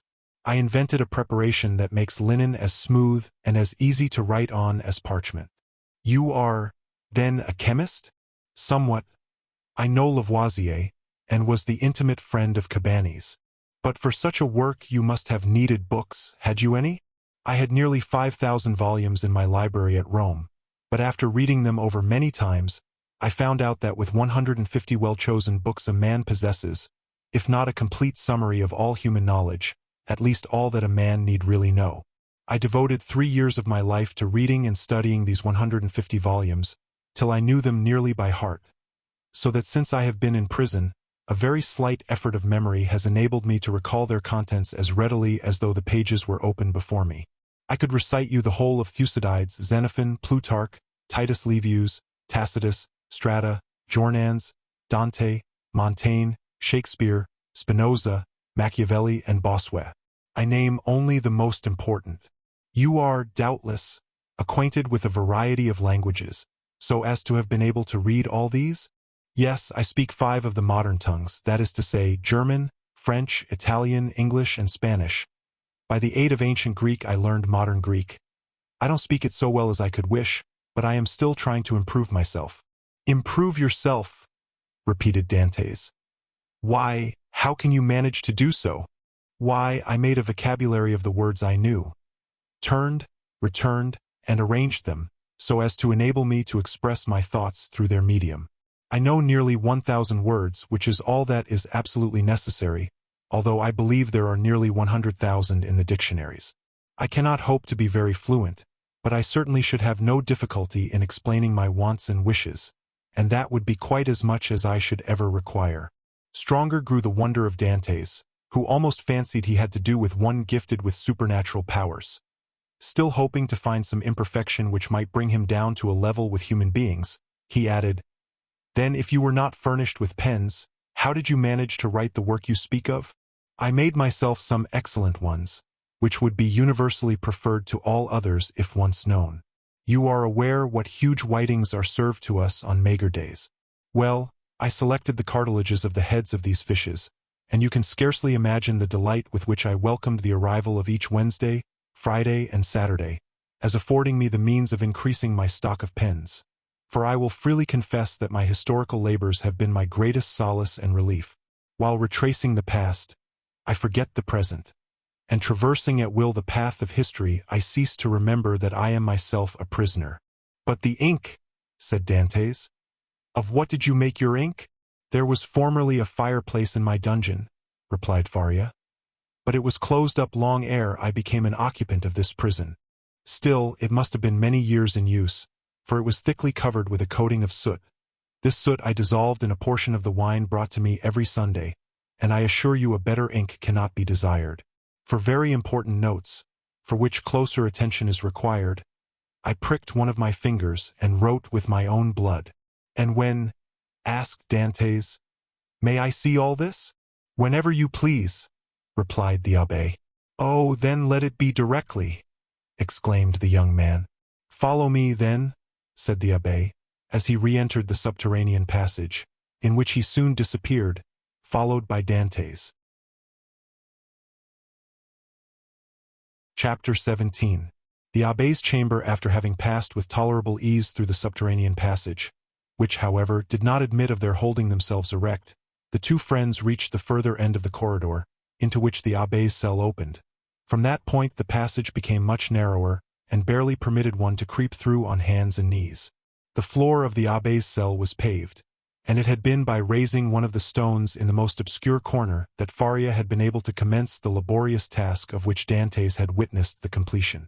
As he entered the chamber of his friend, Dantès cast around one eager and searching glance in quest of the expected marvels, but nothing more than common met his view. "It is well," said the abbé.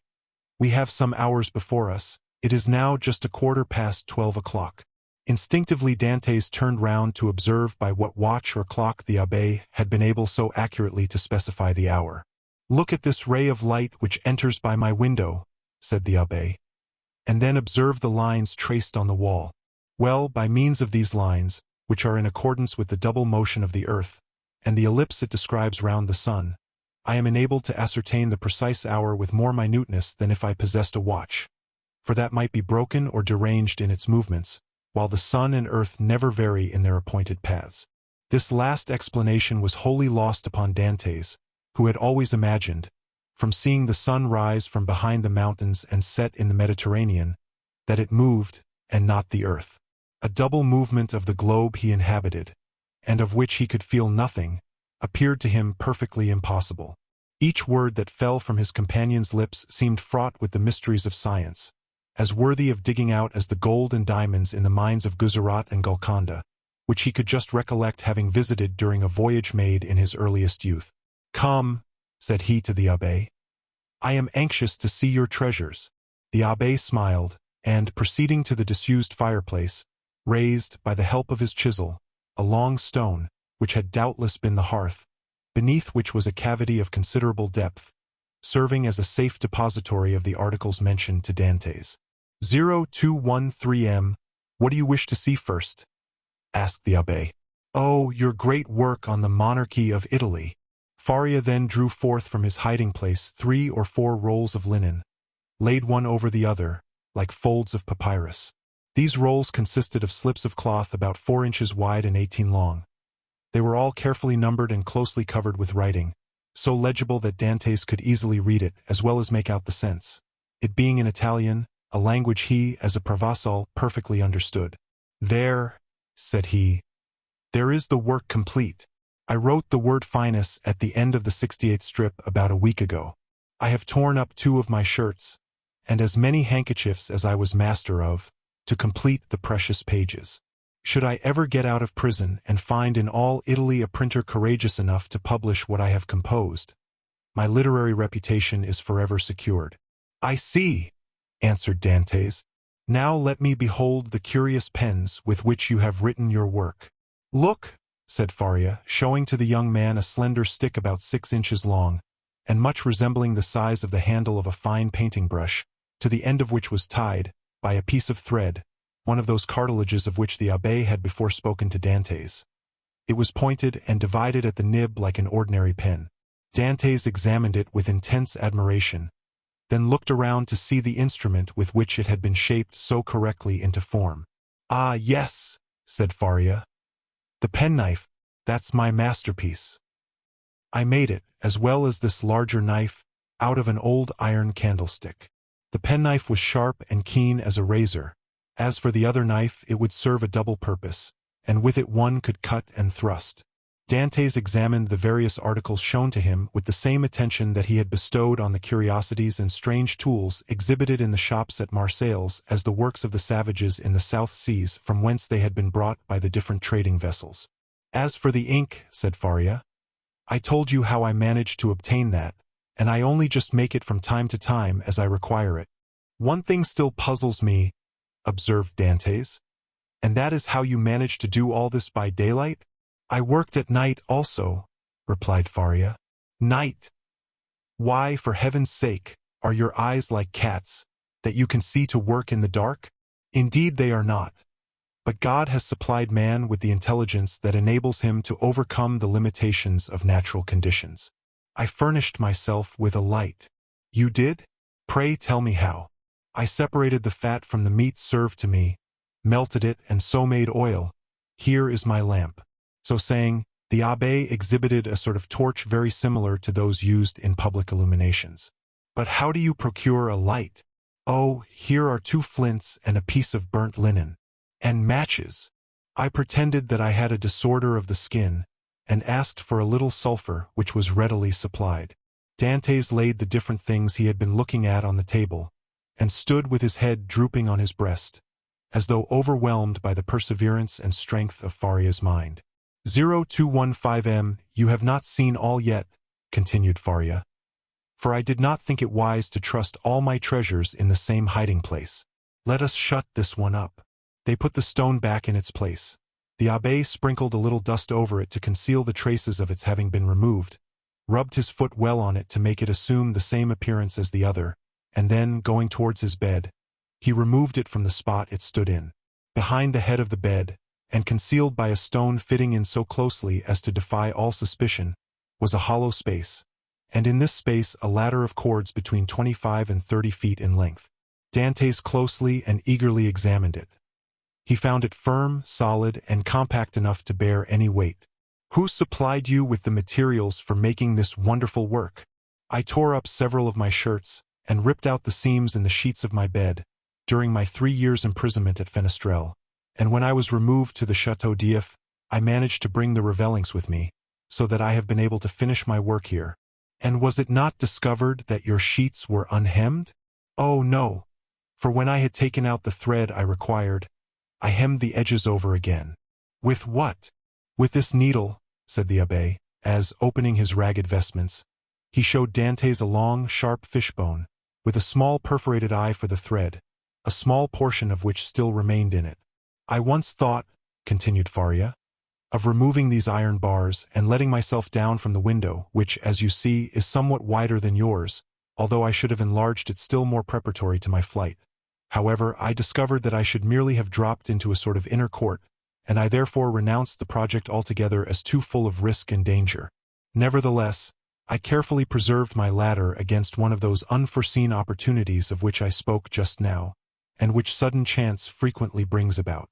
While affecting to be deeply engaged in examining the ladder, the mind of Dantès was, in fact, busily occupied by the idea that a person so intelligent, ingenious, and clear-sighted as the abbé might probably be able to solve the dark mystery of his own misfortunes, where he himself could see nothing.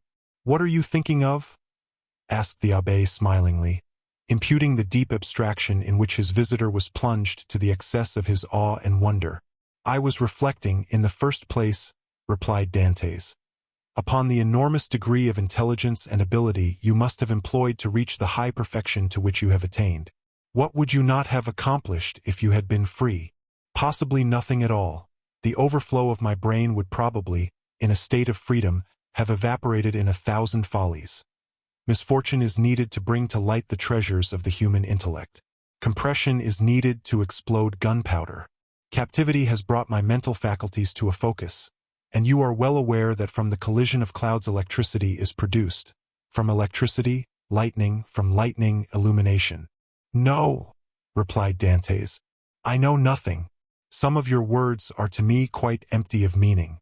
You must be blessed indeed to possess the knowledge you have." The abbé smiled. "Well," said he, "but you had another subject for your thoughts. Did you not say so just now?" "I did. You have told me as yet but one of them. Let me hear the other." "It was this, that while you had related to me all the particulars of your past life, you were perfectly unacquainted with mine. Your life, my young friend, has not been of sufficient length to admit of your having passed through any very important events. It has been long enough to inflict on me a great and undeserved misfortune. I would fain fix the source of it on man, that I may no longer vent reproaches upon heaven." "Then you profess ignorance of the crime with which you are charged?" "I do, indeed, and this I swear by the two beings most dear to me upon earth, my father and Mercédès." "Come," said the abbé, closing his hiding-place, and pushing the bed back to its original situation, "let me hear your story." Dantès obeyed and commenced what he called his history, but which consisted only of the account of a voyage to India and 2 or 3 voyages to the Levant, until he arrived at the recital of his last cruise, with the death of Captain Leclerc, and the receipt of a packet to be delivered by himself to the Grand Marshal. His interview with that personage and his receiving, in place of the packet brought, a letter addressed to a Monsieur Noirtier, his arrival at Marseilles and interview with his father, his affection for Mercédès and their nuptial feast, his arrest and subsequent examination, his temporary detention at the Palais de Justice, and his final imprisonment in the Château d'If. From this point everything was a blank to Dantès. He knew nothing more, not even the length of time he had been imprisoned. His recital finished, the abbé reflected long and earnestly. "There is," said he, at the end of his meditations, "a clever maxim which bears upon what I was saying to you some little while ago, and that is, that unless wicked ideas take root in a naturally depraved mind, human nature, in a right and wholesome state, revolts at crime. Still, from an artificial civilization have originated wants, vices, and false tastes, which occasionally become so powerful as to stifle within us all good feelings, and ultimately to lead us into guilt and wickedness. From this view of things, then, comes the axiom that if you visit to discover the author of any bad action, seek first to discover the person to whom the perpetration of that bad action could be in any way advantageous. Now, to apply it in your case, to whom could your disappearance have been serviceable? To no one, by heaven. I was a very insignificant person. Do not speak thus, for your reply evinces neither logic nor philosophy. Everything is relative, my dear young friend, from the king who stands in the way of his successor, to the employee who keeps his rival out of a place. Now, in the event of the king's death, his successor inherits a crown. When the employee dies, the supernumerary steps into his shoes, and receives his salary of 12,000 livres. Well, these 12,000 livres are his civil list, and are as essential to him as the 12 millions of a king. Everyone, from the highest to the lowest degree, has his place on the social ladder, and is beset by stormy passions and conflicting interests, as in Descartes' theory of pressure and impulsion. But these forces increase as we go higher, so that we have a spiral which in defiance of reason rests upon the apex and not on the base. Now let us return to your particular world. You say you were on the point of being made captain of the Pharaon. Yes. And about to become the husband of a young and lovely girl? Yes. Now, could anyone have had any interest in preventing the accomplishment of these two things? But let us first settle the question as to its being the interest of anyone to hinder you from being captain of the Pharaon. What say you? I cannot believe such was the case. I was generally liked on board, and had the sailors possessed the right of selecting a captain themselves, I feel convinced their choice would have fallen on me. There was only one person among the crew who had any feeling of ill will towards me. I had quarrelled with him some time previously, and had even challenged him to fight me, but he refused. Now we are getting on. And what was this man's name? Danglars. What rank did he hold on board? He was supercargo. And had you been captain, should you have retained him in his employment? Not if the choice had remained with me, for I had frequently observed inaccuracies in his accounts.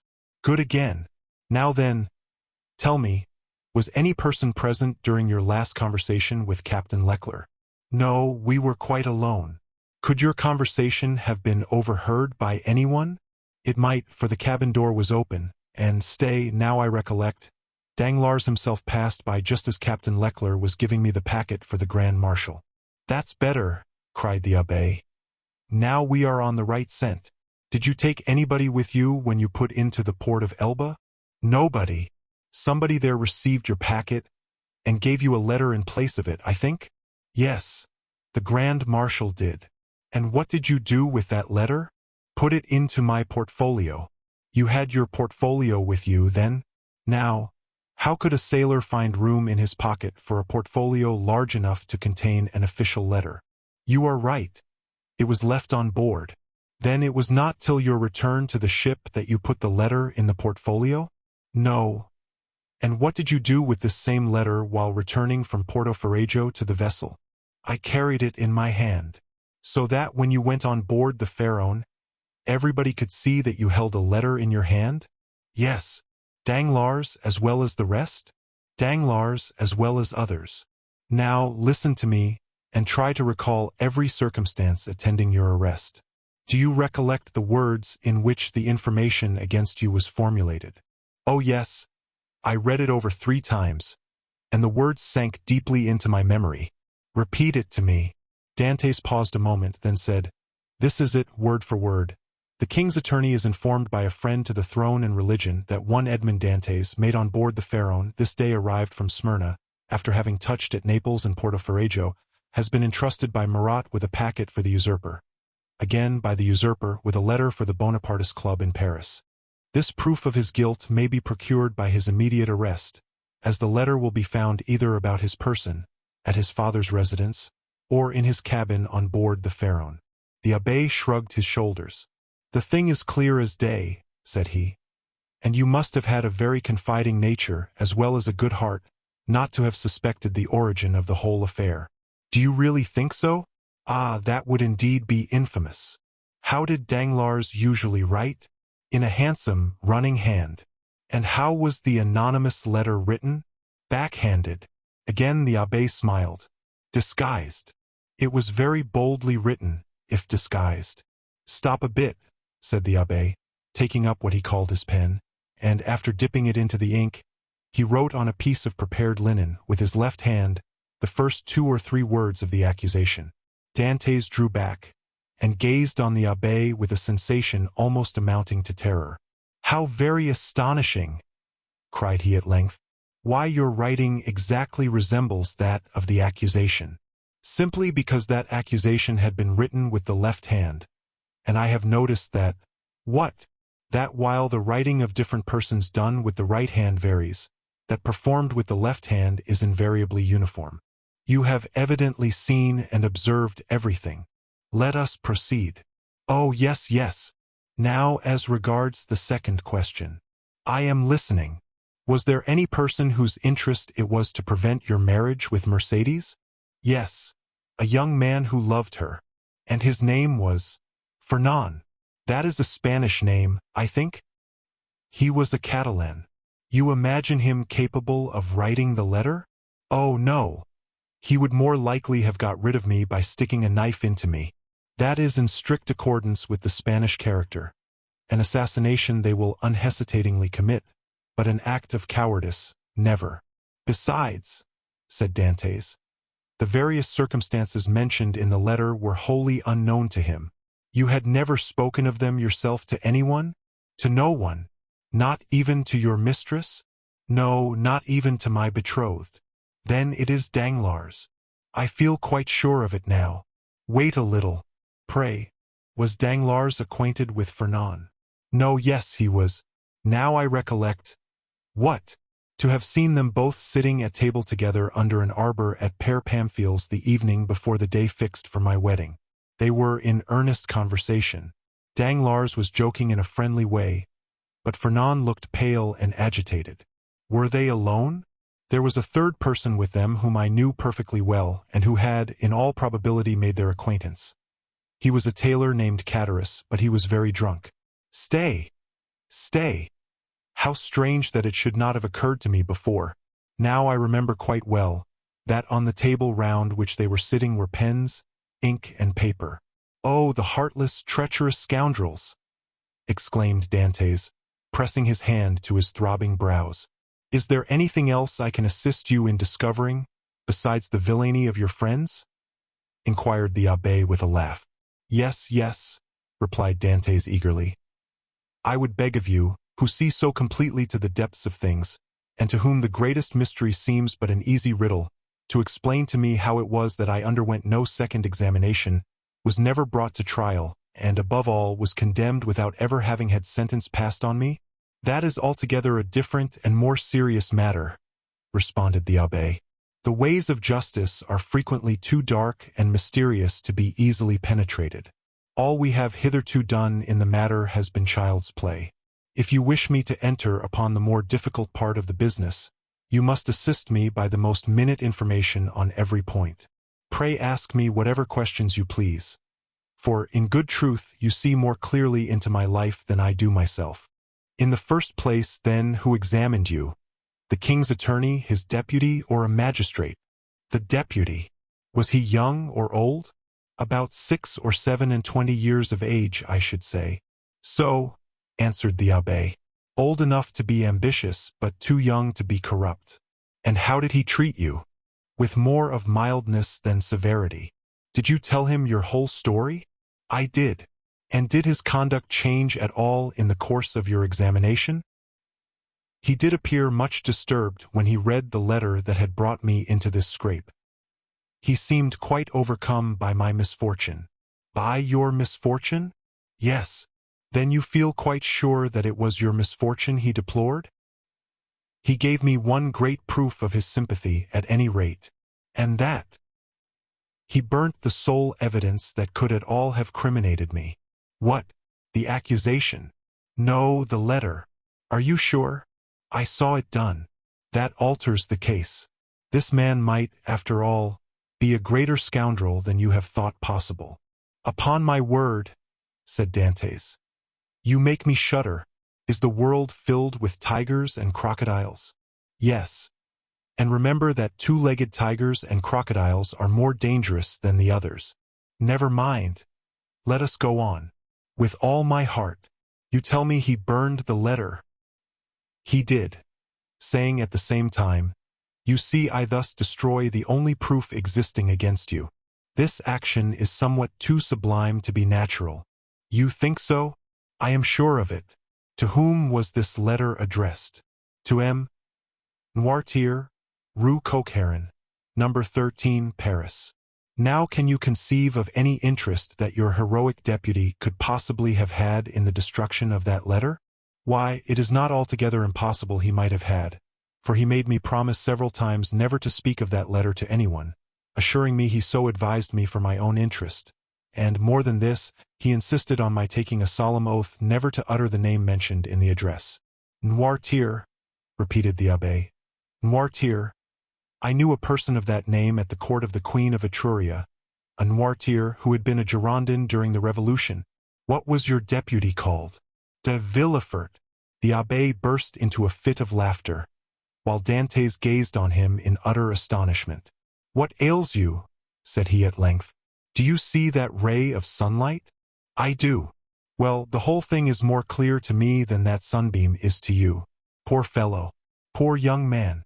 And you tell me this magistrate expressed great sympathy and commiseration for you. He did. And the worthy man destroyed your compromising letter? Yes. And then made you swear never to utter the name of Noirtier? Yes. Why, you poor short-sighted simpleton, can you not guess who this Noirtier was, whose very name he was so careful to keep concealed? This Noirtier was his father. Had a thunderbolt fallen at the feet of Dantès, or hell opened its yawning gulf before him, he could not have been more completely transfixed with horror than he was at the sound of these unexpected words. Starting up, he clasped his hands around his head as though to prevent his very brain from bursting, and exclaimed, "His father! His father!" "Yes, his father," replied the abbé. His right name was Noirtier de Villefort. At this instant a bright light shot through the mind of Dantès, and cleared up all that had been dark and obscure before. The change that had come over Villefort during the examination, the destruction of the letter, the exacted promise, the almost supplicating tones of the magistrate, who seemed rather to implore mercy than to pronounce punishment, all returned with a stunning force to his memory. He cried out and staggered against the wall like a drunken man. Then he hurried to the opening that led from the abbé's cell to his own, and said, "I must be alone to think over all this." When he regained his dungeon, he threw himself on his bed, where the turnkey found him in the evening visit, sitting with fixed gaze and contracted features, dumb and motionless as a statue. During these hours of profound meditation, which to him had seemed only minutes, he had formed a fearful resolution, and bound himself to its fulfillment by a solemn oath. Dantès was at length roused from his reverie by the voice of Faria, who, having also been visited by his jailer, had come to invite his fellow-sufferer to share his supper. The reputation of being out of his mind, though harmlessly and even amusingly so, had procured for the abbé unusual privileges. He was supplied with bread of a finer, whiter quality than the usual prison fare, and even regaled each Sunday with a small quantity of wine. Now this was a Sunday, and the abbé had come to ask his young companion to share the luxuries with him. Dantès followed him. His features were no longer contracted, and now wore their usual expression, but there was that in his whole appearance that bespoke one who had come to a fixed and desperate resolve. Faria bent on him his penetrating eye. "I regret now," said he, "having helped you in your late inquiries, or having given you the information I did." "Why so?" inquired Dantès. "Because it has instilled a new passion in your heart, that of vengeance." Dantès smiled. "Let us talk of something else," said he. Again the abbé looked at him, then mournfully shook his head. But in accordance with Dantès' request, he began to speak of other matters. The elder prisoner was one of those persons whose conversation, like that of all who have experienced many trials, contained many useful and important hints as well as sound information. But it was never egotistical, for the unfortunate man never alluded to his own sorrows. Dantès listened with admiring attention to all he said. Some of his remarks corresponded with what he already knew, or applied to the sort of knowledge his nautical life had enabled him to acquire. A part of the good abbé's words, however, were wholly incomprehensible to him, but, like the aurora which guides the navigator in northern latitudes, opened new vistas to the inquiring mind of the listener, and gave fantastic glimpses of new horizons, enabling him justly to estimate the delight an intellectual mind would have in following one so richly gifted as Faria along the heights of truth, where he was so much at home. "You must teach me a small part of what you know," said Dantès, "if only to prevent your growing weary of me. I can well believe that so learned a person as yourself would prefer absolute solitude to being tormented with the company of one as ignorant and uninformed as myself. If you will only agree to my request, I promise you never to mention another word about escaping." The abbé smiled. "Alas, my boy," said he, "human knowledge is confined within very narrow limits, and when I have taught you mathematics, physics, history, and the 3 or 4 modern languages with which I am acquainted, you will know as much as I do myself. Now, it will scarcely require 2 years for me to communicate to you the stock of learning I possess." 2 years! exclaimed Dantès. "Do you really believe I can acquire all these things in so short a time? Not their application, certainly, but their principles you may. To learn is not to know. There are the learners and the learned. Memory makes the one, philosophy the other. But cannot one learn philosophy? Philosophy cannot be taught. It is the application of the sciences to truth. It is like the golden cloud in which the Messiah went up into heaven." "Well, then," said Dantès, "what shall you teach me first?" I am in a hurry to begin. I want to learn. Everything, said the abbé, and that very evening the prisoners sketched a plan of education to be entered upon the following day. Dantès possessed a prodigious memory, combined with an astonishing quickness and readiness of conception. The mathematical turn of his mind rendered him apt at all kinds of calculation, while his naturally poetical feelings threw a light and pleasing veil over the dry reality of arithmetical computation or the rigid severity of geometry. He already knew Italian and had also picked up a little of the Romaic dialect during voyages to the East, and by the aid of these two languages he easily comprehended the construction of all the others, so that at the end of 6 months he began to speak Spanish, English, and German. In strict accordance with the promise made to the abbé, Dantès spoke no more of escape. Perhaps the delight his studies afforded him left no room for such thoughts. Perhaps the recollection that he had pledged his word, on which his sense of honor was keen, kept him from referring in any way to the possibilities of flight. Days, even months, passed by unheeded in one rapid and instructive course. At the end of a year Dantès was a new man. Dantès observed, however, that Faria, in spite of the relief his society afforded, daily grew sadder. One thought seemed incessantly to harass and distract his mind. Sometimes he would fall into long reveries, sigh heavily and involuntarily, then suddenly rise, and, with folded arms, begin pacing the confined space of his dungeon. One day he stopped all at once, and exclaimed, "Ah, if there were no sentinel!" "There shall not be one a minute longer than you please," said Dantès, who had followed the working of his thoughts as accurately as though his brain were enclosed in crystal so clear as to display its minutest operations. "I have already told you," answered the abbé, "that I loathe the idea of shedding blood, and yet the murder, if you choose to call it so, would be simply a measure of self-preservation. No matter, I could never agree to it." "Still, you have thought of it?" "Incessantly, alas!" cried the abbé. "And you have discovered a means of regaining our freedom, have you not?" asked Dantès eagerly. "I have. If it were only possible to place a deaf and blind sentinel in the gallery beyond us." "He shall be both blind and deaf," replied the young man, with an air of determination that made his companion shudder. "No, no," cried the abbé. "Impossible." Dantès endeavored to renew the subject. The abbé shook his head in token of disapproval, and refused to make any further response. 3 months passed away. "Are you strong?" the abbé asked one day of Dantès. The young man, in reply, took up the chisel, bent it into the form of a horseshoe, and then as readily straightened it. "And will you engage not to do any harm to the sentry, except as a last resort?" "I promise on my honor." "Then," said the abbé, "we may hope to put our design into execution. And how long shall we be in accomplishing the necessary work?" "At least a year." "And shall we begin at once?" "At once." "We have lost a year to no purpose," cried Dantès. "Do you consider the last 12 months to have been wasted?" asked the abbé. "Forgive me," cried Edmond, blushing deeply. "Tut, tut," answered the abbé. "Man is but man after all, and you are about the best specimen of the genus I have ever known. Come, let me show you my plan." The abbé then showed Dantès the sketch he had made for their escape. It consisted of a plan of his own cell and that of Dantès, with the passage which united them. In this passage he proposed to drive a level as they do in mines. This level would bring the 2 prisoners immediately beneath the gallery where the sentry kept watch.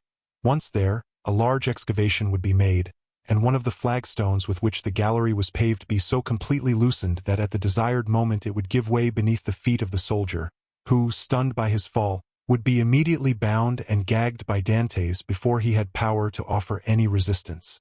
The prisoners were then to make their way through one of the gallery windows, and to let themselves down from the outer walls by means of the abbé's ladder of cords. Dantès' eyes sparkled with joy, and he rubbed his hands with delight at the idea of a plan so simple, yet apparently so certain to succeed. That very day the miners began their labors, with a vigor and alacrity proportionate to their long rest from fatigue and their hopes of ultimate success. Nothing interrupted the progress of the work except the necessity that each was under of returning to his cell in anticipation of the turnkey's visits.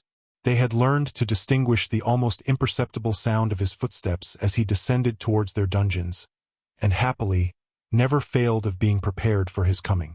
The fresh earth excavated during their present work, and which would have entirely blocked up the old passage, was thrown, by degrees and with the utmost precaution, out of the window in either Faria's or Dantès' cell, the rubbish being first pulverized so finely that the night wind carried it far away without permitting the smallest trace to remain.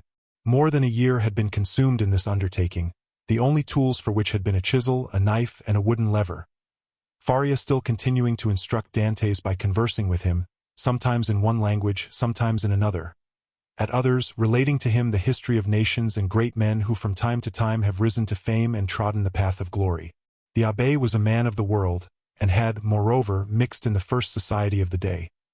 He wore an air of melancholy dignity which Dantès, thanks to the imitative powers bestowed on him by nature, easily acquired, as well as that outward polish and politeness he had before been wanting in, and which is seldom possessed except by those who have been placed in constant intercourse with persons of high birth and breeding. At the end of 15 months the level was finished, and the excavation completed beneath the gallery, and the two workmen could distinctly hear the measured tread of the sentinel as he paced to and fro over their heads. Compelled, as they were, to await a night sufficiently dark to favor their flight, they were obliged to defer their final attempt till that auspicious moment should arrive.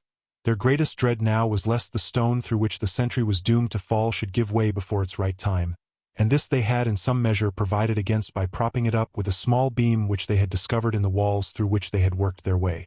Dantès was occupied in arranging this piece of wood when he heard Faria, who had remained in Edmond's cell for the purpose of cutting a peg to secure their rope ladder, call to him in a tone indicative of great suffering.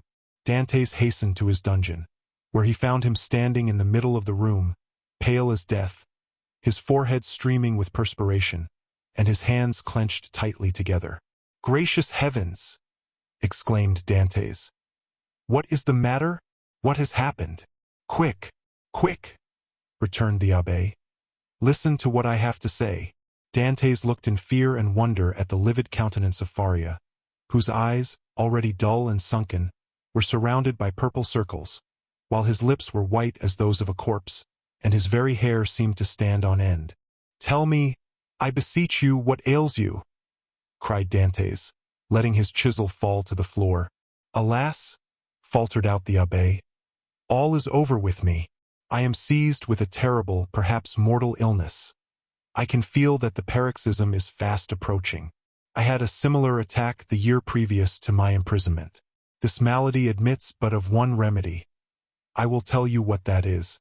Go into my cell as quickly as you can. Draw out one of the feet that support the bed. You will find it has been hollowed out for the purpose of containing a small phial you will see there half filled with a red-looking fluid.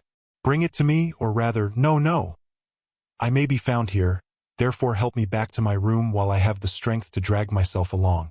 Who knows what may happen, or how long the attack may last?" In spite of the magnitude of the misfortune which thus suddenly frustrated his hopes, Dantès did not lose his presence of mind, but descended into the passage, dragging his unfortunate companion with him. Then, half carrying, half supporting him, he managed to reach the abbé's chamber, when he immediately laid the sufferer on his bed. "Thanks," said the poor abbé, shivering as though his veins were filled with ice. "I am about to be seized with a fit of catalepsy. When it comes to its height I shall probably lie still and motionless as though dead, uttering neither sigh nor groan. On the other hand, the symptoms may be much more violent, and cause me to fall into fearful convulsions, foam at the mouth and cry out loudly.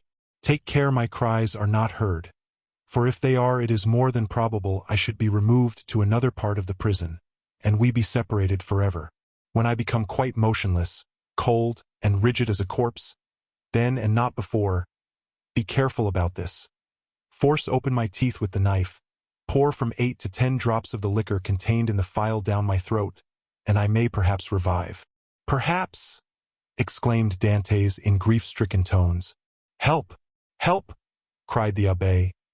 I die, 0229M. So sudden and violent was the fit that the unfortunate prisoner was unable to complete the sentence. A violent convulsion shook his whole frame.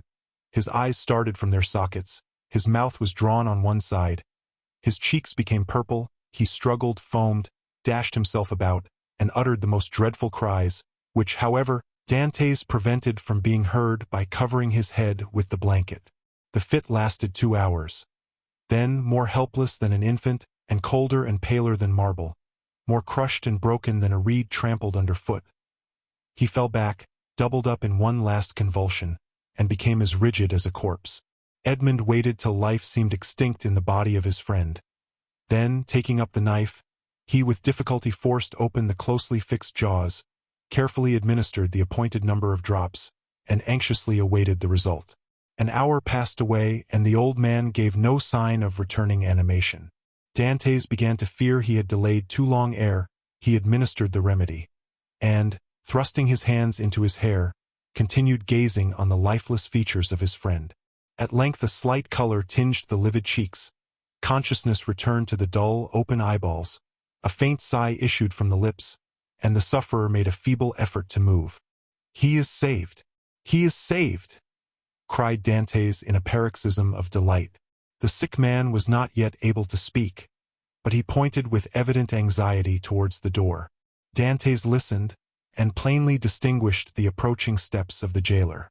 It was therefore near 7 o'clock, but Edmond's anxiety had put all thoughts of time out of his head. The young man sprang to the entrance, darted through it, carefully drawing the stone over the opening, and hurried to his cell. He had scarcely done so before the door opened, and the jailer saw the prisoner seated as usual on the side of his bed. Almost before the key had turned in the lock, and before the departing steps of the jailer had died away in the long corridor he had to traverse, Dantès, whose restless anxiety concerning his friend left him no desire to touch the food brought him, hurried back to the abbé's chamber, and raising the stone by pressing his head against it, was soon beside the sick man's couch. Faria had now fully regained his consciousness, but he still lay helpless and exhausted on his miserable bed. "I did not expect to see you again," said he feebly to Dantès. "And why not?" asked the young man. "Did you fancy yourself dying?" "No, I had no such idea, but, knowing that all was ready for flight, I thought you might have made your escape."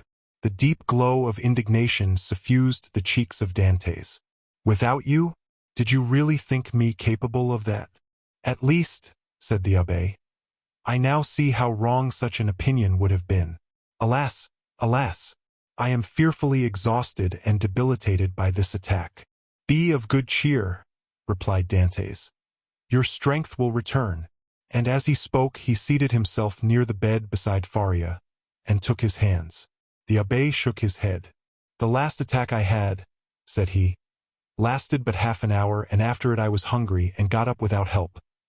Now I can move neither my right arm nor leg, and my head seems uncomfortable, which shows that there has been a suffusion of blood on the brain. The third attack will either carry me off, or leave me paralyzed for life." "No, no," cried Dantès.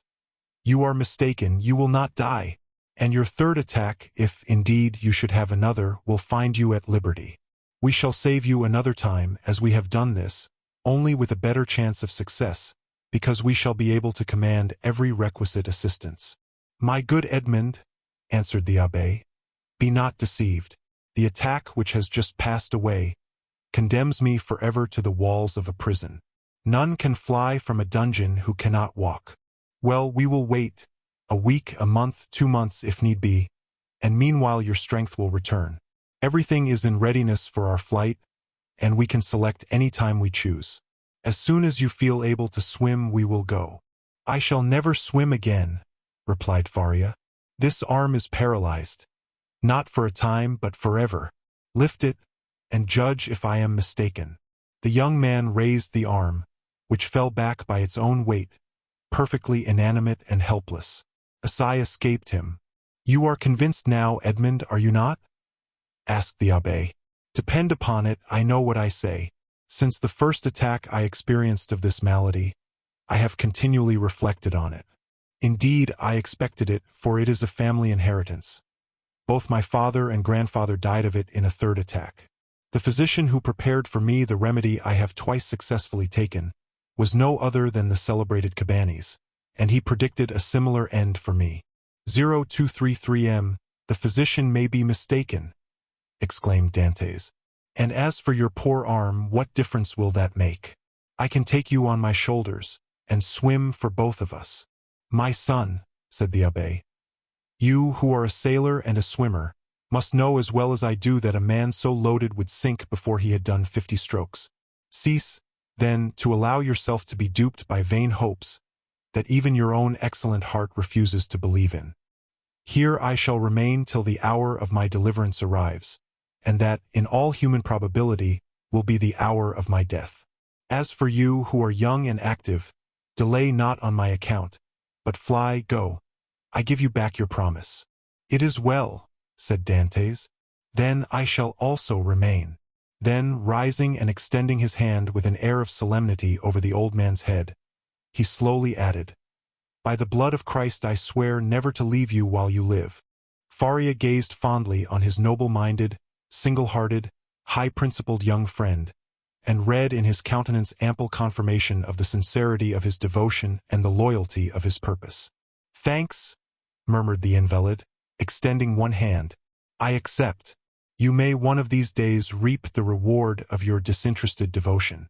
But as I cannot, and you will not, quit this place, it becomes necessary to fill up the excavation beneath the soldiers' gallery. He might, by chance, hear the hollow sound of his footsteps, and call the attention of his officer to the circumstance. That would bring about a discovery which would inevitably lead to our being separated. Go, then, and set about this work, in which, unhappily, I can offer you no assistance. Keep at it all night, if necessary, and do not return here tomorrow till after the jailer has visited me. I shall have something of the greatest importance to communicate to you. Dantès took the hand of the abbé in his, and affectionately pressed it.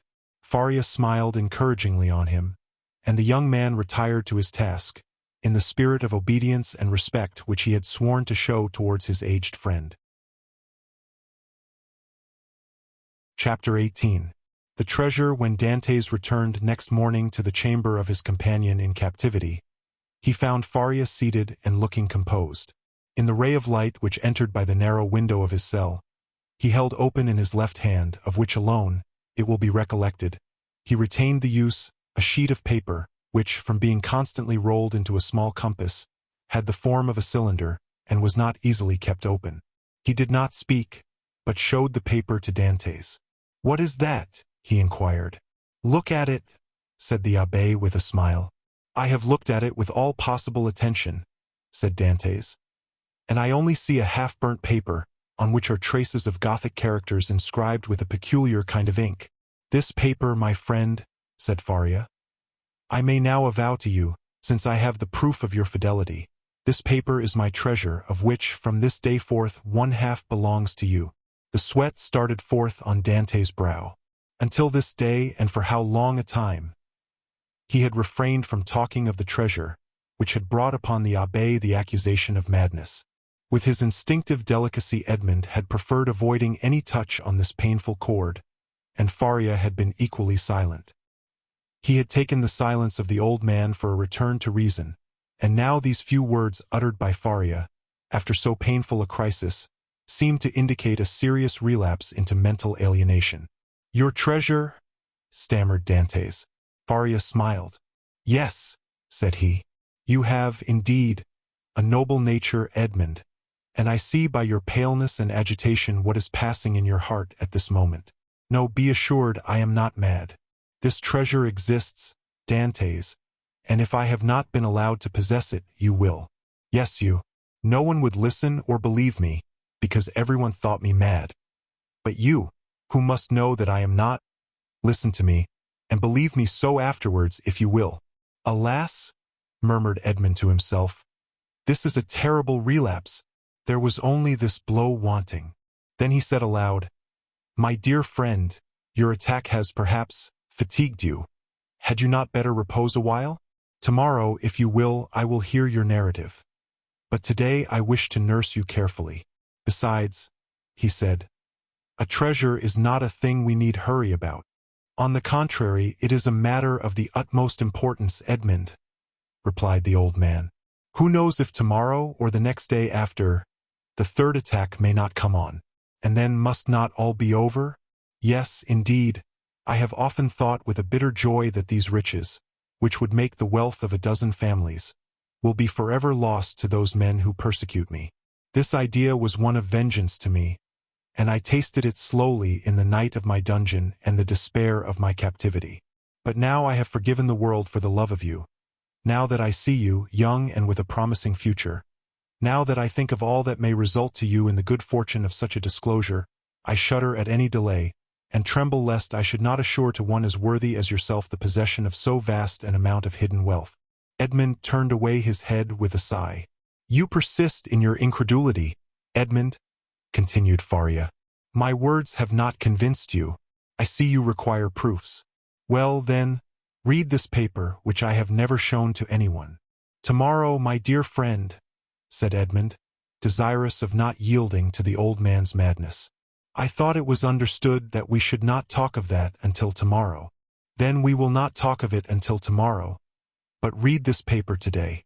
I will not irritate him, thought Edmond, and taking the paper, of which half was wanting, having been burnt, no doubt, by some accident, he read, This treasure, which may amount to 2 of Roman crowns in the most distant of the second opening double, declare to belong to him allo. Heir. April 25th, 149 foot. Well, said Faria, when the young man had finished reading it. Why, replied Dantès, I see nothing but broken lines and unconnected words, which are rendered illegible by fire. Yes, to you, my friend, who read them for the first time, but not for me, who have grown pale over them by many nights' study, and have reconstructed every phrase, completed every thought. And do you believe you have discovered the hidden meaning? I am sure I have, and you shall judge for yourself. But first listen to the history of this paper. Silence! Exclaimed Dantès. Steps approach. I go adieu. And Dantès, happy to escape the history and explanation which would be sure to confirm his belief in his friend's mental instability, glided like a snake along the narrow passage, while Faria, restored by his alarm to a certain amount of activity, pushed the stone into place with his foot, and covered it with a mat in order the more effectually to avoid discovery. It was the governor, who, hearing of Faria's illness from the jailer, had come in person to see him.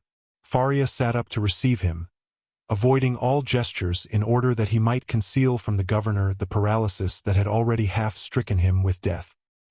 His fear was lest the governor, touched with pity, might order him to be removed to better quarters, and thus separate him from his young companion. But fortunately this was not the case, and the governor left him, convinced that the poor madman, for whom in his heart he felt a kind of affection, was only troubled with a slight indisposition. During this time, Edmond, seated on his bed with his head in his hands, tried to collect his scattered thoughts. Faria, since their first acquaintance, had been on all points so rational and logical, so wonderfully sagacious, in fact, that he could not understand how so much wisdom on all points could be allied with madness. Was Faria deceived as to his treasure, or was all the world deceived as to Faria? Dantès remained in his cell all day, not daring to return to his friend, thinking thus to defer the moment when he should be convinced, once for all, that the abbé was mad. Such a conviction would be so terrible. But, towards the evening after the hour for the customary visit had gone by, Faria, not seeing the young man appear, tried to move and get over the distance which separated them. Edmond shuddered when he heard the painful efforts which the old man made to drag himself along. His leg was inert, and he could no longer make use of one arm.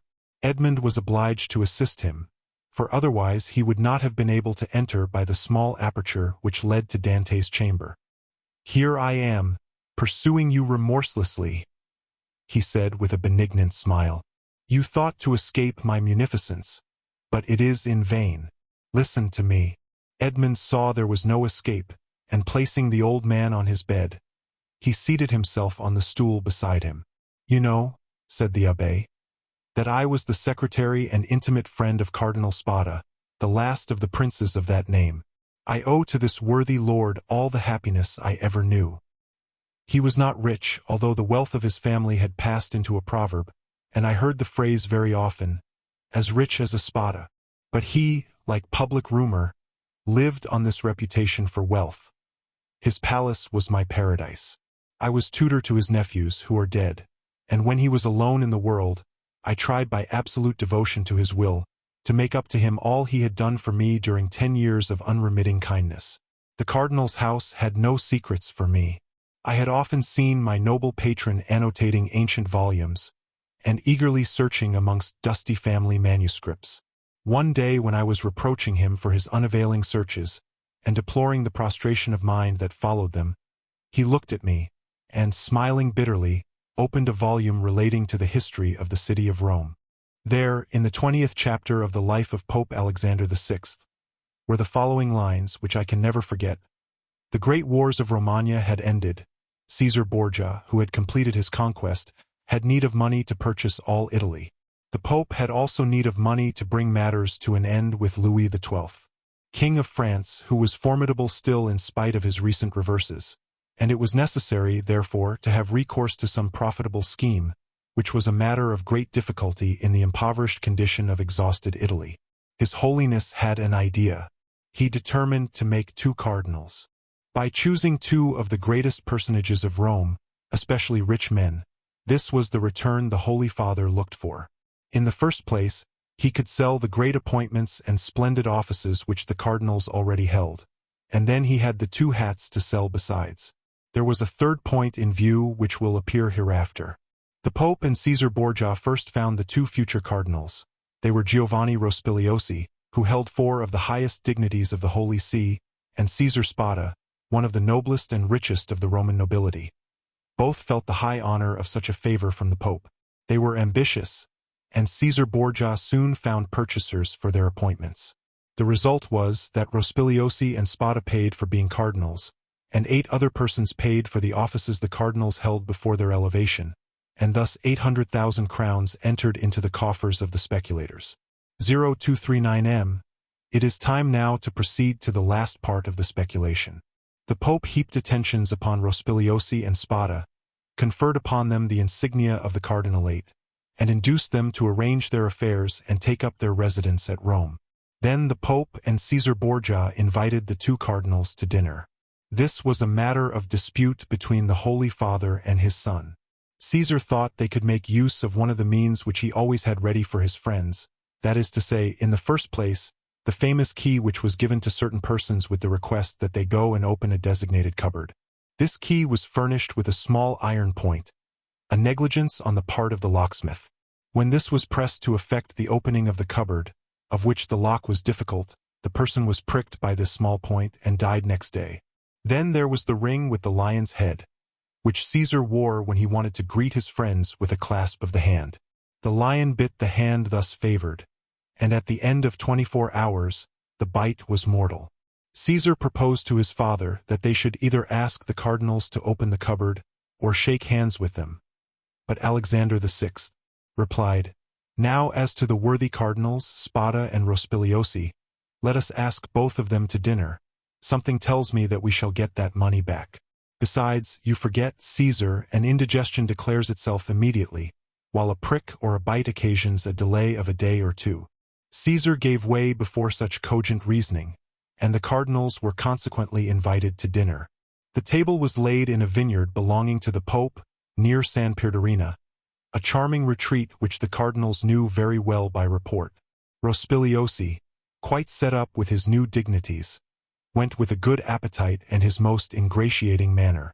Spada, a prudent man and greatly attached to his only nephew, a young captain of the highest promise, took paper and pen and made his will. He then sent word to his nephew to wait for him near the vineyard, but it appeared the servant did not find him. Spada knew what these invitations meant. Since Christianity, so eminently civilizing, had made progress in Rome, it was no longer a centurion who came from the tyrant with a message, "Caesar wills that you die," but it was a legate a latere who came with a smile on his lips to say from the Pope, "His Holiness requests you to dine with him." Spada set out about 2 o'clock to San Pierdarena. The Pope awaited him. The first sight that attracted the eyes of Spada was that of his nephew, in full costume, and Caesar Borgia paying him most marked attentions. Spada turned pale as Caesar looked at him with an ironical air, which proved that he had anticipated all, and that the snare was well spread.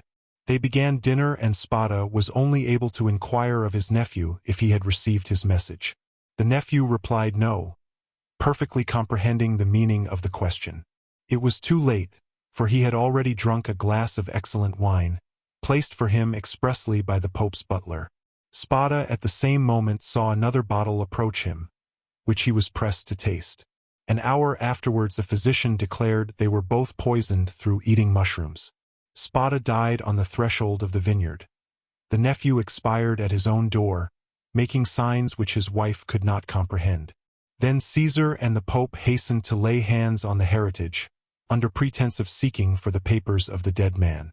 But the inheritance consisted in this only, a scrap of paper on which Spada had written, "I bequeath to my beloved nephew my coffers, my books, and, amongst others, my breviary with the gold corners, which I beg he will preserve in remembrance of his affectionate uncle." The heirs sought everywhere, admired the breviary, laid hands on the furniture, and were greatly astonished that Spada, the rich man, was really the most miserable of uncles. No treasures, unless they were those of science, contained in the library and laboratories. That was all. Caesar and his father searched, examined, scrutinized, but found nothing, or at least very little, not exceeding a few thousand crowns in plate, and about the same in ready money. But the nephew had time to say to his wife before he expired, "Look well among my uncle's papers, there is a will." They sought even more thoroughly than the august heirs had done, but it was fruitless. There were 2 palaces and a vineyard behind the Palatine Hill, but in these days landed property had not much value, and the 2 palaces and the vineyard remained to the family since they were beneath the rapacity of the Pope and his son. Months and years rolled on. Alexander VI died poisoned, by what mistake. Caesar, poisoned at the same time, escaped by shedding his skin like a snake.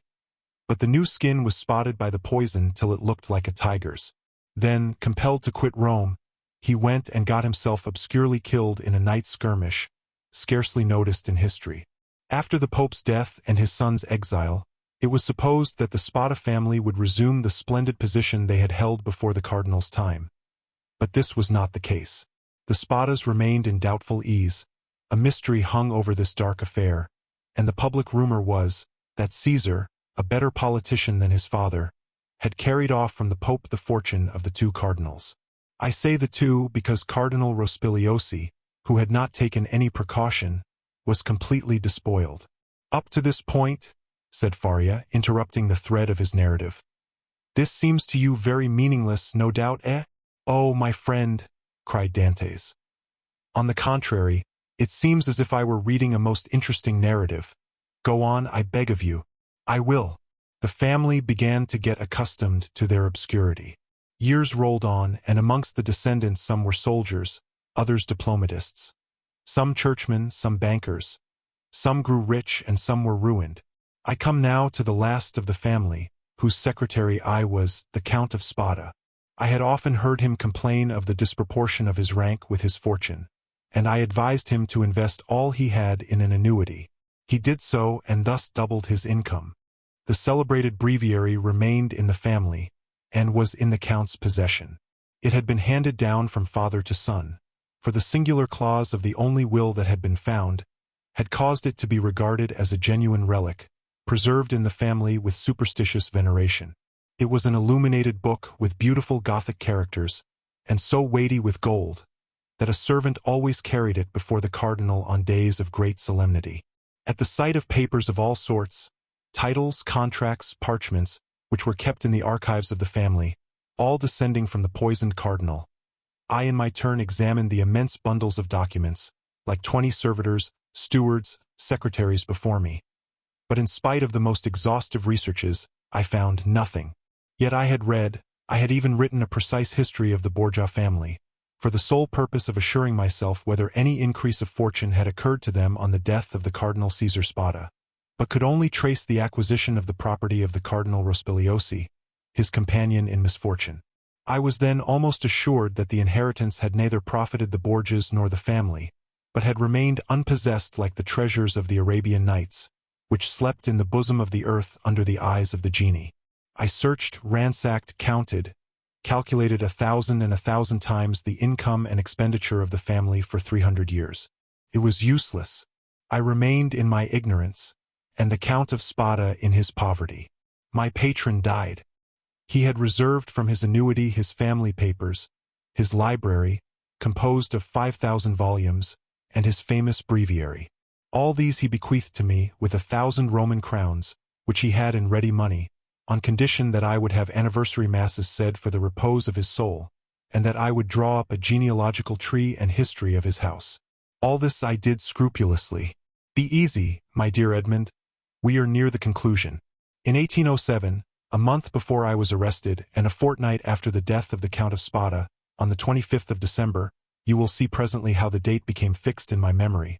I was reading, for the 1,000th time, the papers I was arranging, for the palace was sold to a stranger, and I was going to leave Rome and settle at Florence, intending to take with me 12,000 francs I possessed, my library, and the famous breviary, when, tired with my constant labor at the same thing, and overcome by a heavy dinner I had eaten, my head dropped on my hands, and I fell asleep about 3 o'clock in the afternoon.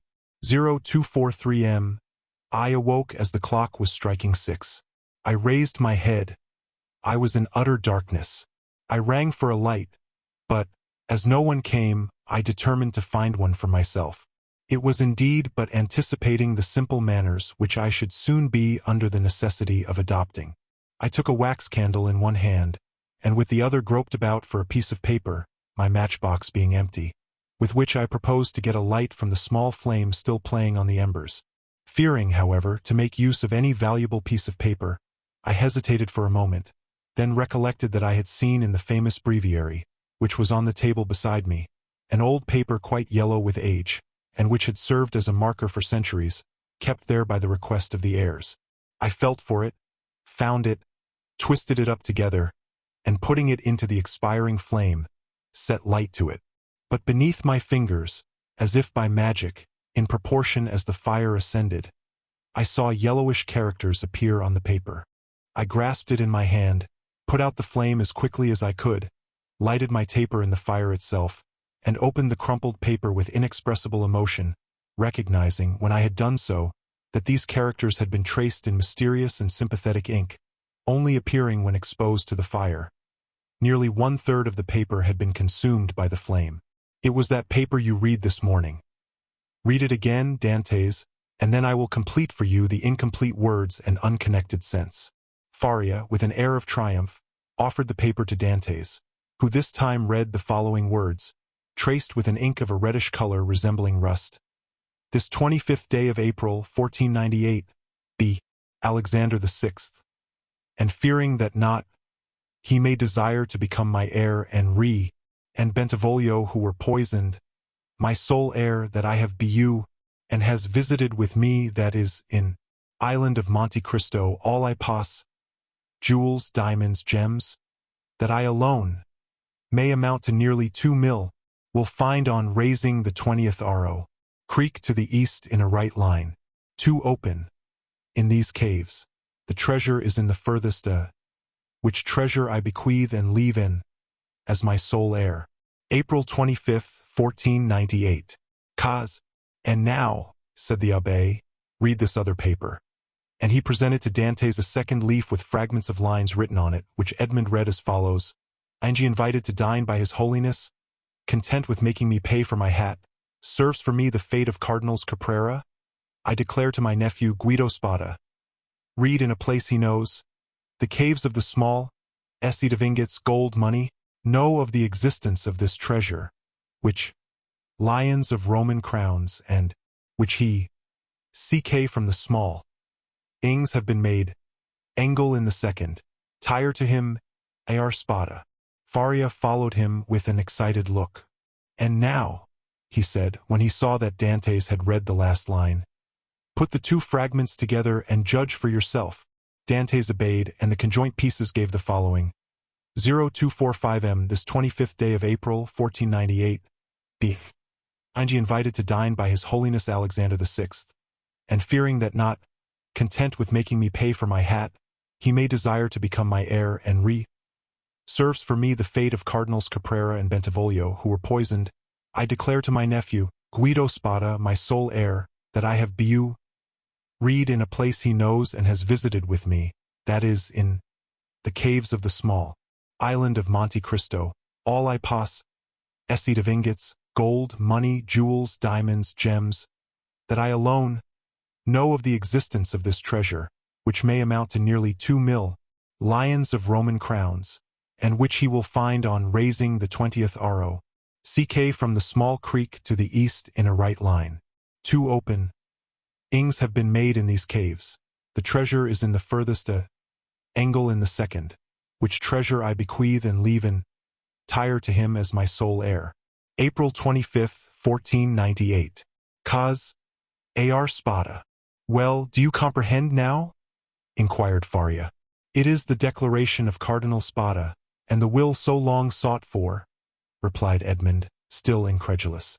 Yes, 1,000 times yes. And who completed it as it now is? I did. Aided by the remaining fragment, I guessed the rest, measuring the length of the lines by those of the paper, and divining the hidden meaning by means of what was in part revealed, as we are guided in a cavern by the small ray of light above us. And what did you do when you arrived at this conclusion? I resolved to set out, and did set out at that very instant, carrying with me the beginning of my great work, the unity of the Italian kingdom. But for some time the imperial police, who at this period, quite contrary to what Napoleon desired so soon as he had a son born to him, wished for a partition of provinces, had their eyes on me, and my hasty departure, the cause of which they were unable to guess, having aroused their suspicions, I was arrested at the very moment I was leaving. Piombino. Now, continued Faria, addressing Dantès with an almost paternal expression. Now, my dear fellow, you know as much as I do myself. If we ever escape together, half this treasure is yours. If I die here, and you escape alone, the whole belongs to you. But, inquired Dantès hesitating, has this treasure no more legitimate possessor in the world than ourselves? No, no, be easy on that score. The family is extinct. The last Count of Spada, moreover, made me his heir, bequeathing to me this symbolic breviary. He bequeathed to me all it contained. No, no, make your mind satisfied on that point. If we lay hands on this fortune, we may enjoy it without remorse. And you say this treasure amounts to 2 millions of Roman crowns, nearly 13 millions of our money. Impossible, said Dantès, staggered at the enormous amount. Impossible? And why? Asked the old man. The Spada family was one of the oldest and most powerful families of the 15th century. And in those times, when other opportunities for investment were wanting, such accumulations of gold and jewels were by no means rare. There are at this day Roman families perishing of hunger, though possessed of nearly 1 million in diamonds and jewels, handed down by entail and which they cannot touch. Edmond thought he was in a dream. He wavered between incredulity and joy. I have only kept this secret so long from you, continued Faria, that I might test your character and then surprise you. Had we escaped before my attack of catalepsy, I should have conducted you to Monte Cristo. Now, he added with a sigh, it is you who will conduct me thither. Well, Dantès, you do not thank me? This treasure belongs to you, my dear friend, replied Dantès, and to you only. I have no right to it. I am no relation of yours. You are my son Dantès, exclaimed the old man. You are the child of my captivity. My profession condemns me to celibacy. God has sent you to me to console, at one and the same time, the man who could not be a father, and the prisoner who could not get free. And Faria extended the arm of which alone the use remained to him to the young man, who threw himself upon his neck and wept. Chapter 19. The third attack. Now that this treasure, which had so long been the object of the abbé's meditations, could ensure the future happiness of him whom Faria really loved as a son, it had doubled its value in his eyes, and every day he expatiated on the amount, explaining to Dantès all the good which, with 13 or 14 millions of francs, a man could do in these days to his friends. And then Dantès' countenance became gloomy, for the oath of vengeance he had taken recurred to his memory, and he reflected how much ill, in these times, a man with 13 or 14 millions could do to his enemies. The abbé did not know the island of Monte Cristo, but Dantès knew it and had often passed it, situated 25 miles from Pianosa, between Corsica and the island of Elba, and had once touched there. This island was, always had been, and still is, completely deserted. It is a rock of almost conical form, which looks as though it had been thrust up by volcanic force from the depth to the surface of the ocean. Dantès drew a plan of the island for Faria, and Faria gave Dantès advice as to the means he should employ to recover the treasure. But Dantès was far from being as enthusiastic and confident as the old man. It was past a question now that Faria was not a lunatic, and the way in which he had achieved the discovery, which had given rise to the suspicion of his madness, increased Edmond's admiration of him. But at the same time Dantès could not believe that the deposit, supposing it had ever existed, still existed, and though he considered the treasure as by no means chimerical, he yet believed it was no longer there.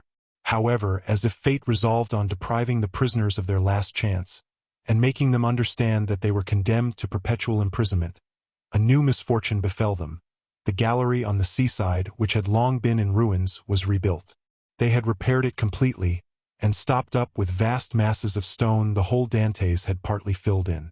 But for this precaution, which, it will be remembered, the abbé had made to Edmond, the misfortune would have been still greater, for their attempt to escape would have been detected, and they would undoubtedly have been separated. Thus a new, a stronger, and more inexorable barrier was interposed to cut off the realization of their hopes. "You see," said the young man, with an air of sorrowful resignation to Faria, "that God deems it right to take from me any claim to merit for what you call my devotion to you. I have promised to remain forever with you, and now I could not break my promise if I would. The treasure will be no more mine than yours, and neither of us will quit this prison. But my real treasure is not that, my dear friend, which awaits me beneath the somber rocks of Monte Cristo. It is your presence, our living together 5 or 6 hours a day, in spite of our jailers. It is the rays of intelligence you have elicited from my brain, the languages you have implanted in my memory, and which have taken root there with all their philological ramifications. These different sciences that you have made so easy to me by the depth of the knowledge you possess of them, and the clearness of the principles to which you have reduced them. This is my treasure, my beloved friend, and with this you have made me rich and happy. Believe me, and take comfort, this is better for me than tons of gold and cases of diamonds, even were they not as problematical as the clouds we see in the morning floating over the sea, which we take for terra firma, and which evaporate and vanish as we draw near to them. To have you as long as possible near me, to hear your eloquent speech, which embellishes my mind, strengthens my soul, and makes my whole frame capable of great and terrible things, if I should ever be free, so fills my whole existence, that the despair to which I was just on the point of yielding when I knew you, has no longer any hold over me. And this is my fortune, not chimerical but actual. I owe you my real good, my present happiness. And all the sovereigns of the earth, even Caesar Borgia himself, could not deprive me of this. Thus, if not actually happy, yet the days these two unfortunates passed together went quickly. Faria, who for so long a time had kept silence as to the treasure, now perpetually talked of it, as he had prophesied would be the case. He remained paralyzed in the right arm and the left leg, and had given up all hope of ever enjoying it himself. But he was continually thinking over some means of escape for his young companion, and anticipating the pleasure he would enjoy. For fear the letter might be some day lost or stolen, he compelled Dantès to learn it by heart, and Dantès knew it from the first to the last word. Then he destroyed the second portion, assured that if the first were seized, no one would be able to discover its real meaning. Whole hours sometimes passed while Faria was giving instructions to Dantès, instructions which were to serve him when he was at liberty. Then, once free from the day and hour and moment when he was so, he could have but one only thought, which was to gain Monte Cristo by some means, and remain there alone under some pretext which would arouse no suspicions, and once there, to endeavor to find the wonderful caverns and search in the appointed spot, be it remembered, being the farthest angle in the second opening. In the meanwhile the hours passed, if not rapidly, at least tolerably. Faria, as we have said, without having recovered the use of his hand and foot, had regained all the clearness of his understanding, and had gradually, besides the moral instructions we have detailed, taught his youthful companion the patient and sublime duty of a prisoner who learns to make something from nothing. They were thus perpetually employed, Faria, that he might not see himself grow old. Dantès, for fear of recalling the almost extinct past which now only floated in his memory like a distant light wandering in the night. So life went on for them as it does for those who are not victims of misfortune, and whose activities glide along mechanically and tranquilly beneath the eye of Providence. But beneath this superficial calm there were in the heart of the young man, and perhaps in that of the old man, many repressed desires, many stifled sighs, which found vent when Faria was left alone, and when Edmond returned to his cell. One night Edmond awoke suddenly, believing that he heard someone calling him. He opened his eyes upon utter darkness. His name, or rather a plaintive voice which essayed to pronounce his name, reached him. He sat up in bed, and a cold sweat broke out upon his brow. Undoubtedly the call came from Faria's dungeon. "Alas," murmured Edmond. "Can it be?" He moved his bed, drew up the stone, rushed into the passage, and reached the opposite extremity. The secret entrance was open. By the light of the wretched and wavering lamp, of which we have spoken, Dantès saw the old man, pale, but yet erect, clinging to the bedstead. His features were writhing with those horrible symptoms which he already knew, and which had so seriously alarmed him when he saw them for the first time. "Alas, my dear friend," said Faria in a resigned tone. "You understand, do you not, and I need not attempt to explain to you?" Edmond uttered a cry of agony, and quite out of his senses, rushed towards the door, exclaiming, "Help! Help!" Faria had just sufficient strength to restrain him.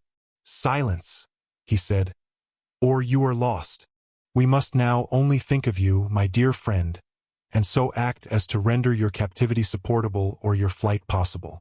It would require years to do again what I have done here, and the results would be instantly destroyed if our jailers knew we had communicated with each other. Besides, be assured, my dear Edmond, the dungeon I am about to leave will not long remain empty.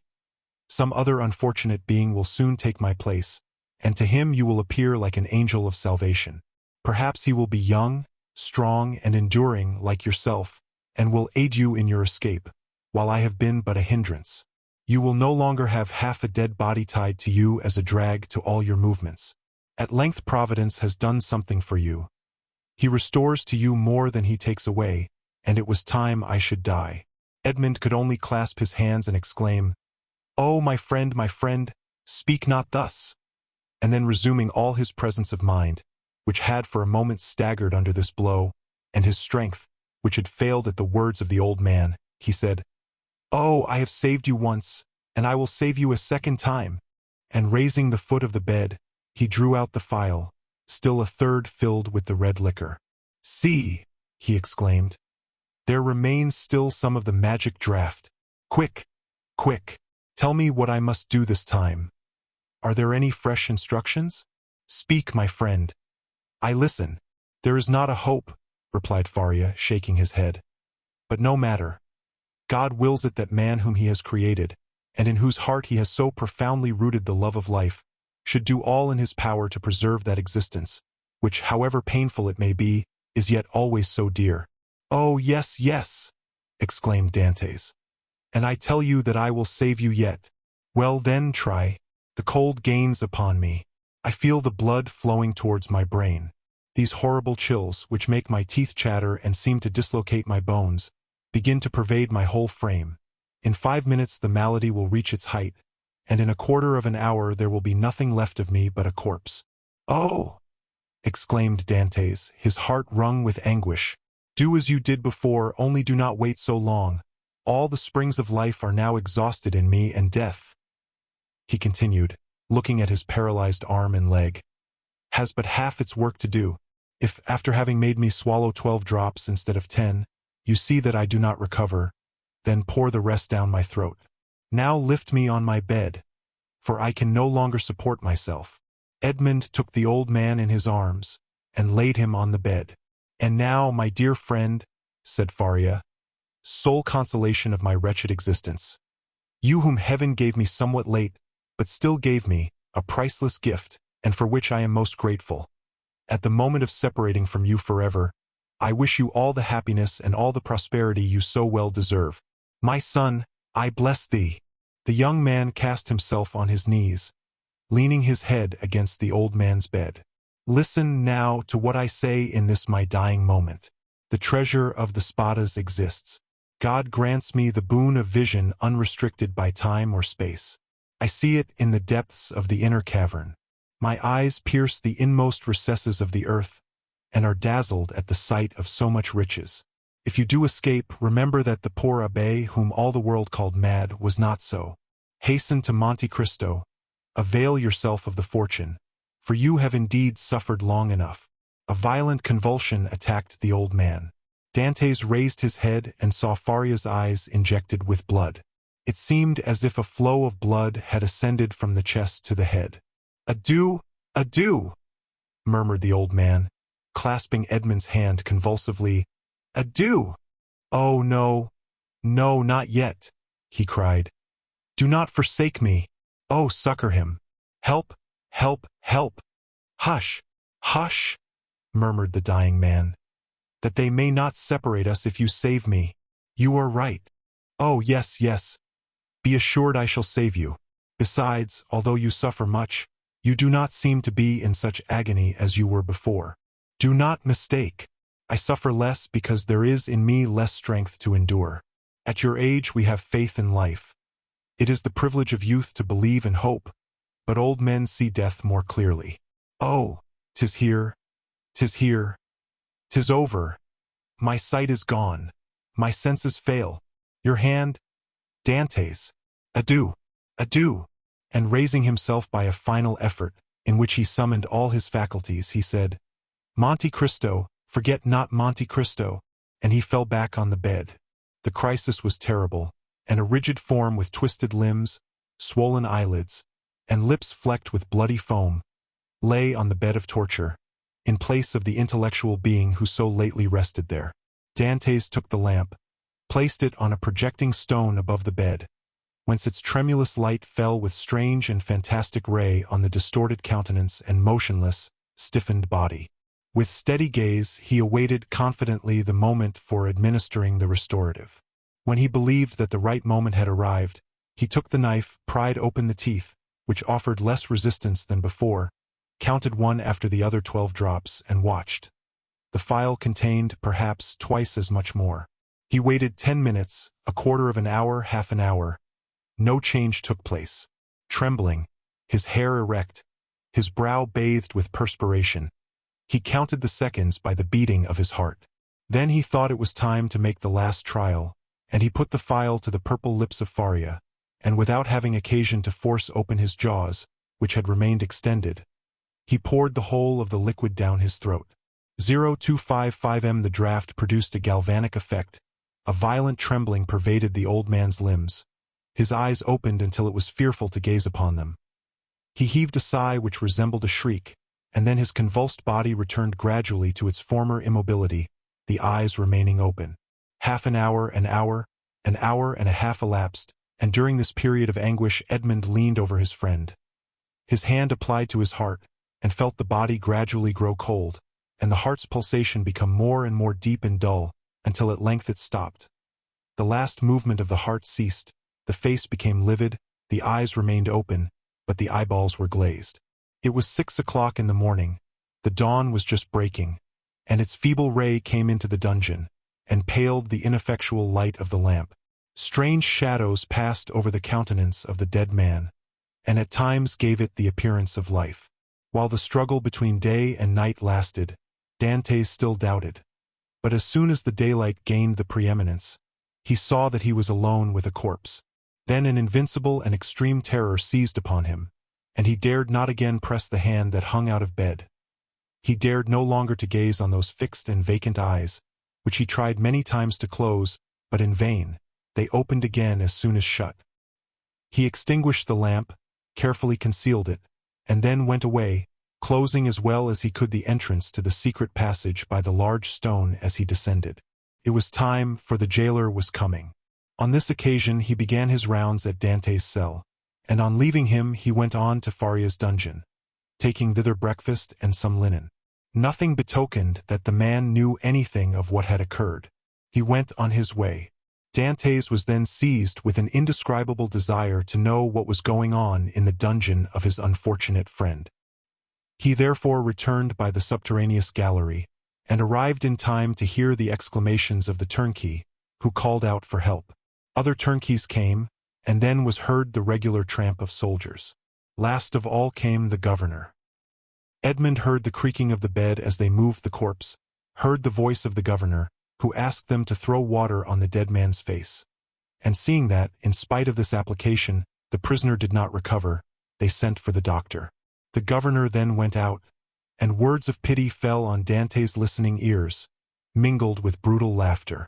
"Well, well," said one, "the madman has gone to look after his treasure. Good journey to him. With all his millions, he will not have enough to pay for his shroud," said another.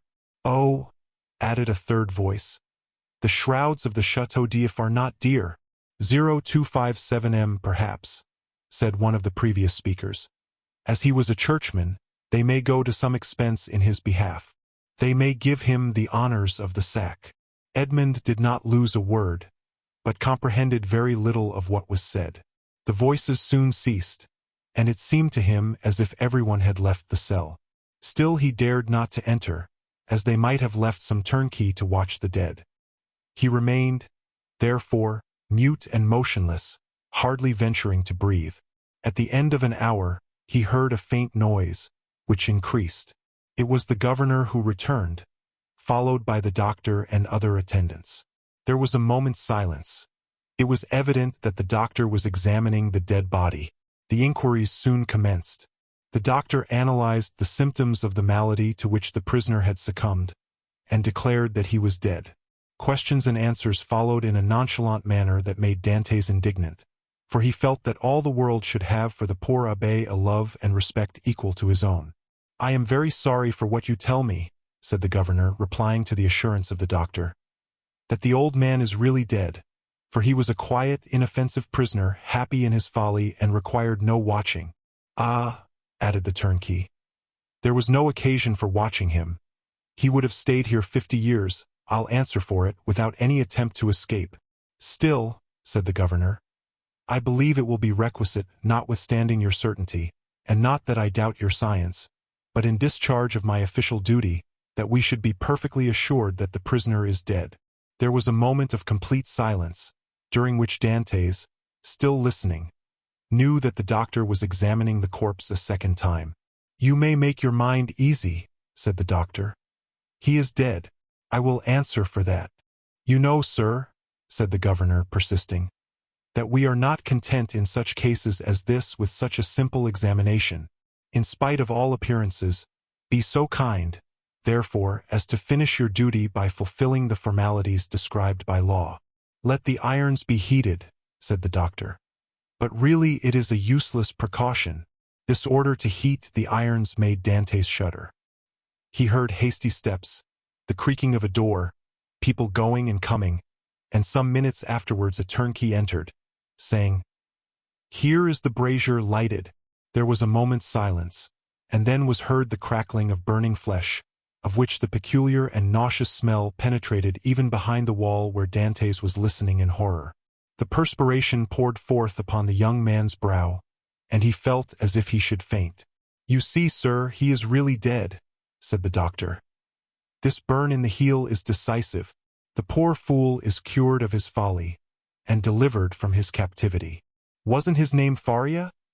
inquired one of the officers who accompanied the governor. 0259 "Yes, sir. And, as he said, it was an ancient name. He was, too, very learned, and rational enough on all points which did not relate to his treasure. But on that, indeed, he was intractable." "It is the sort of malady which we call monomania," said the doctor. "You had never anything to complain of?" said the governor to the jailer who had charge of the abbé. "Never, sir," replied the jailer. "Never. On the contrary, he sometimes amused me very much by telling me stories.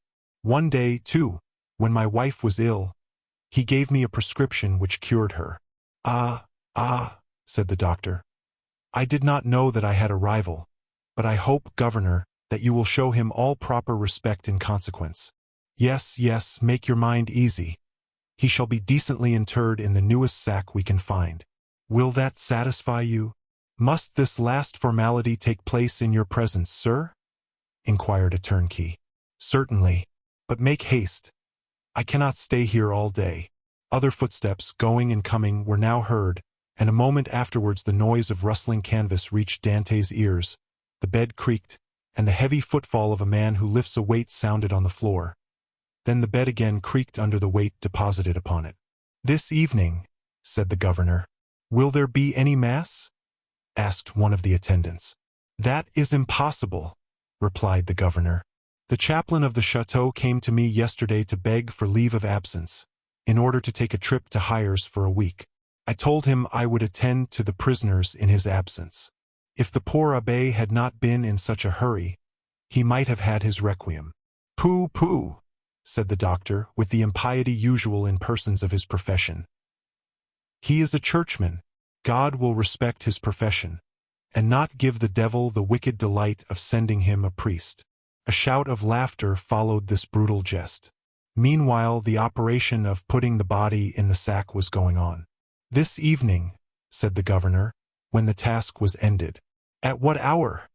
inquired a turnkey. "Why, about 10 or 11 o'clock. Shall we watch by the corpse? Of what use would it be? Shut the dungeon as if he were alive. That is all." Then the steps retreated, and the voices died away in the distance. The noise of the door, with its creaking hinges and bolts, ceased, and a silence more somber than that of solitude ensued. The silence of death, which was all-pervasive, and struck its icy chill to the very soul of Dantès. Then he raised the flagstone cautiously with his head, and looked carefully around the chamber. It was empty, and Dantès emerged from the tunnel. Chapter 20. The cemetery of the Château d'If. On the bed, at full length, and faintly illuminated by the pale light that came from the window, lay a sack of canvas, and under its rude folds was stretched a long and stiffened form. It was Faria's last winding sheet, a winding sheet which, as the turnkey said, cost so little. Everything was in readiness. A barrier had been placed between Dantès and his old friend. No longer could Edmond look into those wide-open eyes which had seemed to be penetrating the mysteries of death. No longer could he clasp the hand which had done so much to make his existence blessed. Faria, the beneficent and cheerful companion, with whom he was accustomed to live so intimately, no longer breathed. He seated himself on the edge of that terrible bed, and fell into melancholy and gloomy reverie. Alone. He was alone again, again condemned to silence, again face to face with nothingness. Alone. Never again to see the face, never again to hear the voice of the only human being who united him to earth. Was not Faria's fate the better, after all, to solve the problem of life at its source, even at the risk of horrible suffering? The idea of suicide, which his friend had driven away and kept away by his cheerful presence, now hovered like a phantom over the abbé's dead body. "If I could die," he said, "I should go where he goes and should assuredly find him again. But how to die? It is very easy," he went on with a smile. "I will remain here, rush on the first person that opens the door, strangle him, and then they will guillotine me. But excessive grief is like a storm at sea, where the frail bark is tossed from the depths to the top of the wave." Dantès recoiled from the idea of so infamous a death, and passed suddenly from despair to an ardent desire for life and liberty. "Die? Oh no!" he exclaimed. "Not die now, after having lived and suffered so long and so much. Die? Yes, had I died years ago. But now to die would be, indeed, to give way to the sarcasm of destiny. No, I want to live. I shall struggle to the very last. I will yet win back the happiness of which I have been deprived. Before I die, I must not forget that I have my executioners to punish, and perhaps, too, who knows, some friends to reward. Yet they will forget me here, and I shall die in my dungeon like Faria." As he said this, he became silent and gazed straight before him like one overwhelmed with a strange and amazing thought. Suddenly he arose, lifted his hand to his brow as if his brain were giddy, paced twice or thrice round the dungeon, and then paused abruptly by the bed. "Just God!" he muttered. "Whence comes this thought? Is it from thee? Since none but the dead pass freely from this dungeon, let me take the place of the dead." Without giving himself time to reconsider his decision, and indeed, that he might not allow his thoughts to be distracted from his desperate resolution, he bent over the appalling shroud, opened it with the knife which Faria had made, drew the corpse from the sack, and bore it along the tunnel to his own chamber, laid it on his couch, tied around its head the rag he wore at night around his own, covered it with his counterpane, once again kissed the ice-cold brow, and tried vainly to close the resisting eyes which glared horribly, turned the head towards the wall, so that the jailer might, when he brought the evening meal, believe that he was asleep, as was his frequent custom. Entered the tunnel again, drew the bed against the wall, returned to the other cell, took from the hiding place the needle and thread, flung off his rags, that they might feel only naked flesh beneath the coarse canvas, and getting inside the sack, placed himself in the posture in which the dead body had been laid, and sewed up the mouth of the sack from the inside. He would have been discovered by the beating of his heart, if by any mischance the jailers had entered at that moment. Dantès might have waited until the evening visit was over, but he was afraid that the governor would change his mind, and order the dead body to be removed earlier. In that case his last hope would have been destroyed. Now his plans were fully made, and this is what he intended to do. If while he was being carried out the gravediggers should discover that they were burying alive instead of a dead body, Dantès did not intend to give them time to recognize him, but with a sudden cut of the knife, he meant to open the sack from top to bottom, and, profiting by their alarm, escape. If they tried to catch him, he would use his knife to better purpose. 0263 M. If they took him to the cemetery and laid him in a grave, he would allow himself to be covered with earth, and then, as it was night, the gravediggers could scarcely have turned their backs before he would have worked his way through the yielding soil and escaped. He hoped that the weight of earth would not be so great that he could not overcome it. If he was detected in this and the earth proved too heavy, he would be stifled, and then, so much the better, all would be over. Dantès had not eaten since the preceding evening, but he had not thought of hunger, nor did he think of it now. His situation was too precarious to allow him even time to reflect on any thought but one. The first risk that Dantès ran was that the jailer, when he brought him his supper at 7 o'clock, might perceive the change that had been made. Fortunately, 20 times at least, from misanthropy or fatigue, Dantès had received his jailer in bed, and then the man placed his bread and soup on the table and went away without saying a word. This time the jailer might not be as silent as usual, but speak to Dantès, and seeing that he received no reply, go to the bed and thus discover all. When 7 o'clock came, Dantès' agony really began. His hand placed upon his heart was unable to redress its throbbings, while, with the other, he wiped the perspiration from his temples. From time to time chills ran through his whole body, and clutched his heart in a grasp of ice. Then he thought he was going to die. Yet the hours passed on without any unusual disturbance, and Dantès knew that he had escaped the first peril. It was a good augury. At length, about the hour the governor had appointed, footsteps were heard on the stairs. Edmond felt that the moment had arrived, summoned up all his courage, held his breath, and would have been happy if at the same time he could have repressed the throbbing of his veins. The footsteps, they were double, paused at the door, and Dantès guessed that the two gravediggers had come to seek him. This idea was soon converted into certainty, when he heard the noise they made in putting down the handbier. The door opened, and a dim light reached Dantès' eyes through the coarse sack that covered him. He saw two shadows approach his bed, a third remaining at the door with a torch in its hand. The two men, approaching the ends of the bed, took the sack by its extremities. "He's heavy, though, for an old and thin man," said one as he raised the head. "They say every year adds half a pound to the weight of the bones," said another, lifting the feet. "Have you tied the knot?" inquired the first speaker. "What would be the use of carrying so much more weight?" was the reply. "I can do that when we get there." "Yes, you're right," replied the companion. "What's the knot for?" thought Dantès. They deposited the supposed corpse on the bier. Edmond stiffened himself in order to play the part of a dead man, and then the party, lighted by the man with the torch, who went first, ascended the stairs. Suddenly he felt the fresh and sharp night air, and Dantès knew that the mistral was blowing. It was a sensation in which pleasure and pain were strangely mingled. The bearers went on for 20 paces, then stopped, putting the bier down on the ground. One of them went away, and Dantès heard his shoes striking on the pavement. "Where am I?" he asked himself.